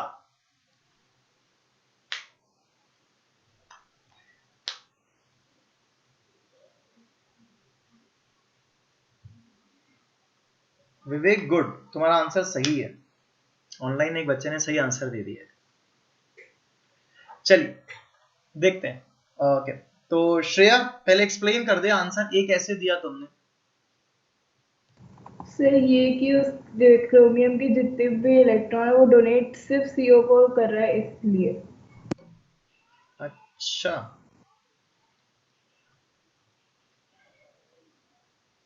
चल इसको दूसरे अंदाज से करते हैं क्वेश्चन। क्या एक ना पिताजी हैं और उनके पास में है ना एक रोटी है और उनके 4 बच्चे हैं। उन्होंने वो जो रोटी है वो अपने 4 बच्चों में बांट दी। कितनी कितनी मिली हर एक बच्चे को? हर एक बच्चे को कितनी मिली? 1/4 1/4 1/4 1/4। हाँ अगर उसके 3 बच्चे होते तो वो हर बच्चे को कितनी रोटी देता? 1/3 1/3 1/3। क्या बच्चे का शेयर बढ़ जाता? अगर 2 ही बच्चे होते तो कितनी रोटी देता? हाफ हाफ रोटी देता, तो और शेयर बढ़ जाता। और अगर एक ही बच्चा होता तो पूरी रोटी देता। इस इलस्ट्रेशन को यहां से इमेजिन करो। क्रोमियम है CO CO CO CO CO और CO। क्या क्रोमियम के पास जो भी इलेक्ट्रॉन क्लाउड है क्या वो 6 के 6 CO को देगा? तो हर एक CO को क्या 1/6 दे रहा है? हाँ सर। सेकेंड वाले केस में En जो है वो कौन है? क्या En जो होता है वो NH2 होता है और कुछ इस तरह से लगा होता है। अब क्रोमियम के पास जो भी इलेक्ट्रॉन क्लाउड डेंसिटी है वो सिर्फ और सिर्फ CO को देगा, क्योंकि NH2 को तो देगा ही नहीं। क्या NH2 को दे सकता है? क्या NH2 सिनर्जी बॉन्डिंग बनाएगा? क्या नाइट्रोजन के पास एम्प्टी ऑर्बिटल है? क्या क्रोमियम अपना इलेक्ट्रॉन क्लाउड नाइट्रोजन को दे सकता है? क्या ना। तो ऐसी कंडीशन में क्रोमियम की जो भी इलेक्ट्रॉन डेंसिटी उसने केवल 4 CO को दी, बल्कि उसके पास इलेक्ट्रॉन डेंसिटी ज्यादा भी थी। क्यों? क्योंकि उसने इन दोनों NH2 से ली तो सही लेकिन वापस नहीं दी। तो ऐसी कंडीशन में क्रोमियम पर इलेक्ट्रॉन डेंसिटी रिलेटिवली ज्यादा थी। तीसरे केस में चलते हैं। क्या तीसरे केस पे अगर मैं चलूं तो तीसरे केस का डायग्राम कुछ ऐसे बनेगा कि यहाँ आ गया क्रोमियम 1 2 3 4 5। डाईईन की फुल फॉर्म होती है डाई इथाइलिन ट्राइअमीन। तो यहाँ पर मैंने लगा दिया लेट से NH2, यहाँ लगा दिया NH, यहाँ लगा दिया NH2। ये कुछ इस तरह से जोड़ दिया, ये कुछ इस तरह से जोड़ दिया, और यहाँ पर आ गया CO CO ये CO। अब ये जो पिताजी हैं ये रोटी बांट रहे हैं केवल 3 लोगों को, तो क्या 1/3 1/3 1/3 मिल जाएगी? पहले वाले में तो 1/6 मिली थी। चौथे वाले केस में ये रहा क्रोमियम 1 2 3 4 5 और 6। यहाँ 2 CO हैं और बाकी कौन लगे हुए हैं? Try ethylene tetra amine. तो ट्राई इथाइलिन बनाना है और टेट्रा अमीन बनाना है। तो ये टेट्रा अमीन के लिए 4 NH2 लगा दिए और ट्राई इथाइलिन 1 इथाइलिन 2 इथाइलिन और 3 इथाइलिन, तो ट्राई इथाइलिन टेट्रा अमीन। यहाँ पर क्रोमियम पर जो भी इलेक्ट्रॉन डेंसिटी है वो 2 ही CO को दे रहा है। इन फैक्ट यहाँ पर इलेक्ट्रॉन डेंसिटी ज्यादा भी है और यहाँ इलेक्ट्रॉन डेंसिटी सबसे ज्यादा है फोर्थ केस में, क्योंकि फोर्थ केस के अंदर NH जो है वो नाइट्रोजन वो सिर्फ दे रहे हैं, ले नहीं रहे हैं। तो पहली बात कि अगर देखा जाए तो यहाँ पर हर एक CO को केवल 1/6 ही मिली। क्या यहाँ पर हर एक CO को कितनी मिली? ओहो, यहाँ पर हर एक CO को कितनी मिली? क्या 1/4 शेयर मिला? बढ़ गया ना शेयर। और तीसरे वाले केस में हर एक CO को कितना मिला? क्या 1/3 शेयर मिला। और चौथे वाले केस के अंदर CO को कितना शेयर मिला? क्या हाफ का शेयर मिला। तो बताइए सबसे ज्यादा CO को इलेक्ट्रॉन क्लाउड कब मिला? D option. D option. तो जब CO इलेक्ट्रॉन क्लाउड, देखो हम तो एक CO की बात कर रहे हैं, आप ये मत कहना कि वहां पे 6 को दे रहे हैं तो सर सबकी कम होगी, तो टोटल कोई लगा सकते हैं क्या? एक CO की स्ट्रेचिंग फ्रीक्वेंसी की बात कर रहा हूं मैं। टोटल स्ट्रेचिंग फ्रीक्वेंसी तो कोई वर्ड ही नहीं है ऐसा ना। हम तो स्ट्रेचिंग फ्रीक्वेंसी मतलब एक CO बॉन्ड देखा उसको तोड़ने की बात कर रहे हैं। तो अगर देखा जाए तो पहले वाला CO वीक है, वीक होगा क्योंकि उसको क्रोमियम ने कुछ दिया, लेकिन दूसरे वाले बी बॉम्बे ऑप्शन का CO और भी वीक है क्योंकि क्रोमियम ने ज्यादा दिया। तीसरे वाले CO जो है क्रोमियम उसने और ज्यादा दिया तो CO और वीक हो गया। चौथे वाले क्रोमियम ने और इलेक्ट्रॉन क्लाउड ज्यादा दिया तो CO और वीक हो गया। तो वीकेस्ट CO चौथे में मिला, इसलिए answer is D tell. Answer is D tell. This is the correct explanation and the perfect explanation. Oxidation states in all the cases are exactly same. तो ऑक्सीडेशन स्टेट बदल कर क्वेश्चन मैंने पूछा। Oxidation state अगर बदल रही थी तो आंसर आ रहा था, पर मैंने क्वेश्चन का थीम बदल दिया, ऑक्सीडेशन स्टेट सेम रखा और आंसर कर दिया। बोलो मेरा बेटा, सभी बच्चों को क्लियर हो गया? अगले क्वेश्चन के लिए तैयार हो आप लोग? अगले क्वेश्चन पे चलते हैं। क्वेश्चन नंबर 6 पे चलते हैं। 6 ही होगा ना शायद, ये तो 5 था। क्वेश्चन नंबर 6 पे चलते हैं। क्वेश्चन नंबर 6 है statement 1 statement 2 type. Statement number 1, question कुछ इस तरह का है कि बॉन्ड ऑर्डर ऑफ CO इन एक मतलब है ना, क्या कह सकते हैं, एक इमेजिनरी क्वेश्चन है, ये रियल क्वेश्चन नहीं है क्योंकि नेचर के अंदर इस तरह का कंपाउंड मिलता नहीं है, ये इमेजिनरी क्वेश्चन है। Whole 6 3 plus is greater than is greater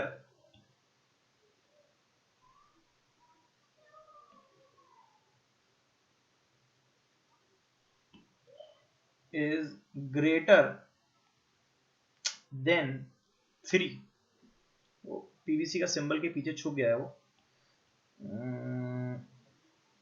ये अभी देख रहा है। फिर स्टेटमेंट नंबर 2 क्या है? स्टेटमेंट नंबर 2 है इन metal carbonyl complexes CO accept electron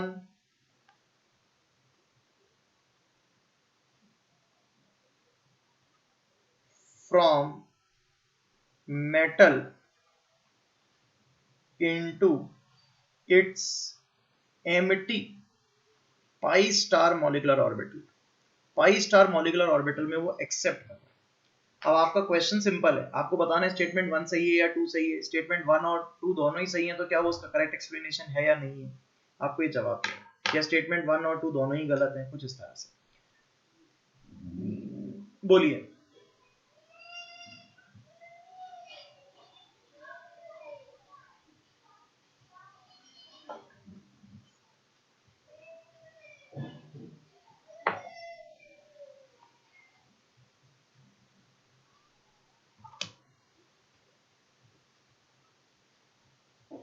hello,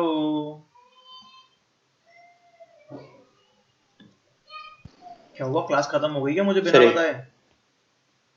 sir एक मिनट।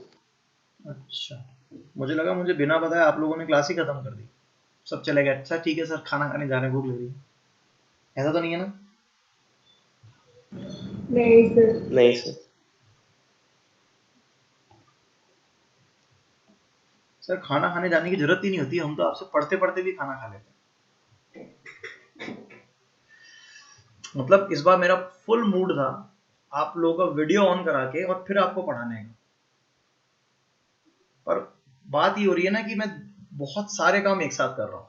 इस समय मैं आपकी भी क्लास ले रहा हूँ, इस समय मैं रिकॉर्डिंग भी चल रही है मेरी, इस समय मैं यूट्यूब पे भी साइमल्टेनियस क्लास डाल रहा हूँ। तो इतनी सारी चीजें साइमल्टेनियस हो रही हैं कि ज्यादा एडवेंचर करने के चक्कर में लफड़ा हो जाएगा। अगर मैंने आपकी वीडियोस ऑन करा दी है ना तो मुझे मतलब मैं वो देखूंगा कि ये देखूंगा, बहुत सारी चीज हो जाएंगी, कहीं ऐसा नहीं हो क्रैश हो जाए सिस्टम में, मुझे एक भी चीज ना हो पाए, इसलिए कोई नहीं। सर स्टेटमेंट 2 सही है, 1 फॉल्स। स्टेटमेंट 2 जो है ये कह रहा है सही है और स्टेटमेंट 1 फॉल्स है, रीजन बता दे। सर स्टेटमेंट 1 तो इसलिए फॉल्स कि 3 से ग्रेटर तो नहीं होगा क्योंकि थोड़ा बहुत तो बैक बॉन्ड देगा ही। सही बात है, सही बात है, बिल्कुल सही कह रहा है। कोई और बच्चा इस पर अपने इनपुट देगा, कोई और बच्चा अपने इनपुट देगा इस क्वेश्चन पे। 2 से बड़ा होगा लेकिन लेस देन 3 होगा। स्टेटमेंट 1 गलत कहना चाह रहे हो ना, वो तो मैं समझ गया। yes. जो अंगद बोला, आप बोल रही थी वही थी ना, वो तो मैं समझ गया। लेकिन फिर भी मैं आपसे पूछना चाह रहा हूँ कि और किसी बच्चे का क्या कुछ और सोच है क्या? सबकी अपनी अपनी सोच है। सर स्टेटमेंट 1 में ऐसा लग रहा है स्कैंडियम के पास कोई इलेक्ट्रॉन तो है नहीं, तो वो देगा ही नहीं शायद डी में।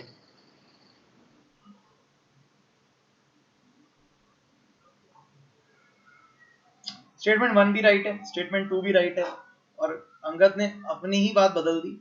स्कैंडियम प्लस 3 जो होता है वो स्कैंडियम प्लस 3 D0 कॉन्फ़िगरेशन होता है। अब स्कैंडियम अगर कार्बन मोनोऑक्साइड के साथ जुड़ा है तो कार्बन मोनोऑक्साइड ने अपना इलेक्ट्रॉन स्कैंडियम+3 को दिया, लेकिन स्कैंडियम उसको वापस कुछ नहीं दे सका क्योंकि उसके पास डी में इलेक्ट्रॉन ही नहीं है।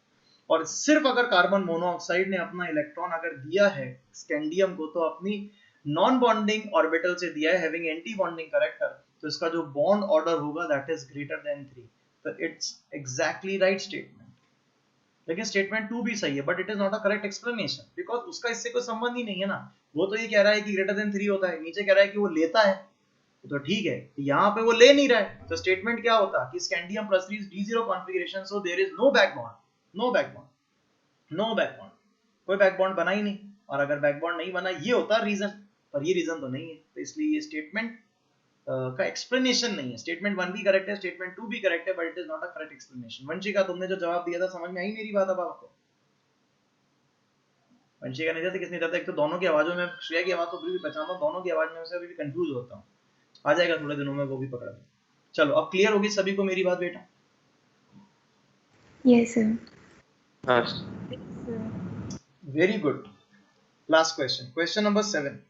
क्वेश्चन नंबर 7 कुछ इसी तरह का स्टेटमेंट 1 स्टेटमेंट 2 टाइप क्वेश्चन है, बट उसको मैं थोड़ा सा बदल देता हूँ। क्वेश्चन कुछ इस तरह का है, for compound BH3.CO the bond order of CO is, the bond order of CO is A option less than 3, B option greater than 3, C option equal to 3, D option none। BH3CO एक compound है, उसमें आपसे पूछा गया है कि CO का bond order कितना होगा। Is it less than 3, it is greater than 3, it is equal to 3 or it is none? बोलो आंसर। आप लोगों को याद होगा रिएक्शन मैंने पढ़ाई थी वो वाली सिमेट्रिकल क्लीवेज और अनसिमेट्रिकल क्लीवेज ऑफ B2H6। जब हमने B2H6 में ब्रिज बॉन्डिंग पढ़ी थी, तो कार्बन मोनोऑक्साइड जो था वो कार्बन मोनोऑक्साइड सिमेट्रिकल क्लीवेज करता हुआ BH3.CO बना लेता था। तो ये वही कंपाउंड है BH3.CO। आंसर बोलो, इसका आंसर क्या होगा? Sir greater than 3। क्यों होगा ग्रेटर देन 3? सर वो बोरॉन तो हम पढ़ते ही हैं, सबसे बैकबॉन्ड लेता है, ये तो वो देगा कैसे? अरे ऐसे मत बोलो यार, लेता है तो देगा कैसे, ये क्या स्टेटमेंट हुआ यार? मतलब बुद्धि भी तो लगा रहा है ना, जब लगा ही रहा है तो फिर अच्छे से लगा लेना, इतना कैजुअल होके क्यों लगा रहा है? समझ मेरी बात की बोरोन के पास कुछ है क्या देने को? इतना सा बोल दे कि उसके पास इलेक्ट्रॉन क्लाउड है ही नहीं, उसके पास लोन पेयर ही नहीं है बैकबॉन्ड बनाने को। तो अगर बैकबॉन्ड नहीं बनाएगा तो एग्जैक्टली ऊपर वाली स्थिति बन गई, सेम स्थिति है ऊपर वाली। हाँ सर। ऐसा बोल देना, क्यों डर रहा है? मतलब इतना कैजुअल क्वेश्चन का आंसर क्यों दे रहा है? और स्पेसिफिक जब तुम जानते हो और तुम्हारी काबिलियत है तो फिर परफेक्ट आंसर दो, प्रिसाइज आंसर दो ना, इतना कैजुअल क्यों दे रहे? बहुत ही बढ़िया। तो ये क्वेश्चन हमने सिनर्जिक बॉन्डिंग के करे, कई सारे खूबसूरत क्वेश्चन करे, बहुत ही तगड़े क्वेश्चंस थे। इन क्वेश्चंस को करने के बाद ऑलमोस्ट डीपीपी हो गई एक तरीके से। 7 क्वेश्चन इतने अच्छे कर लिए हमने पूरा सिनर्जिक बॉन्डिंग कंप्लीट कर लिया। फिर भी अब सिनर्जिक बॉन्डिंग अब एक और रह गया है, दैट वो हम अगले टर्न पे ही कर पाएंगे बिकॉज आज तो नहीं कर पाएंगे। तो अगले टर्न के ऊपर सिनर्जिक बॉन्डिंग 15-20 मिनट का होगा, वो जो भी होगा वो कर लेंगे और उसके बाद स्टार्ट करेंगे दैट इज क्या, आइसोमेरिज्म। ठीक है, चलो सी यू गाइस, मिलते हैं। और डीपीपी मैं भेजूंगा, वो डीपीपी सॉल्व कर लेना, अगले टाइम के ऊपर डिस्कस करेंगे। ठीक है, bye bye bye bye. Thank you भाई, thank you thank you sir. Thank you sir.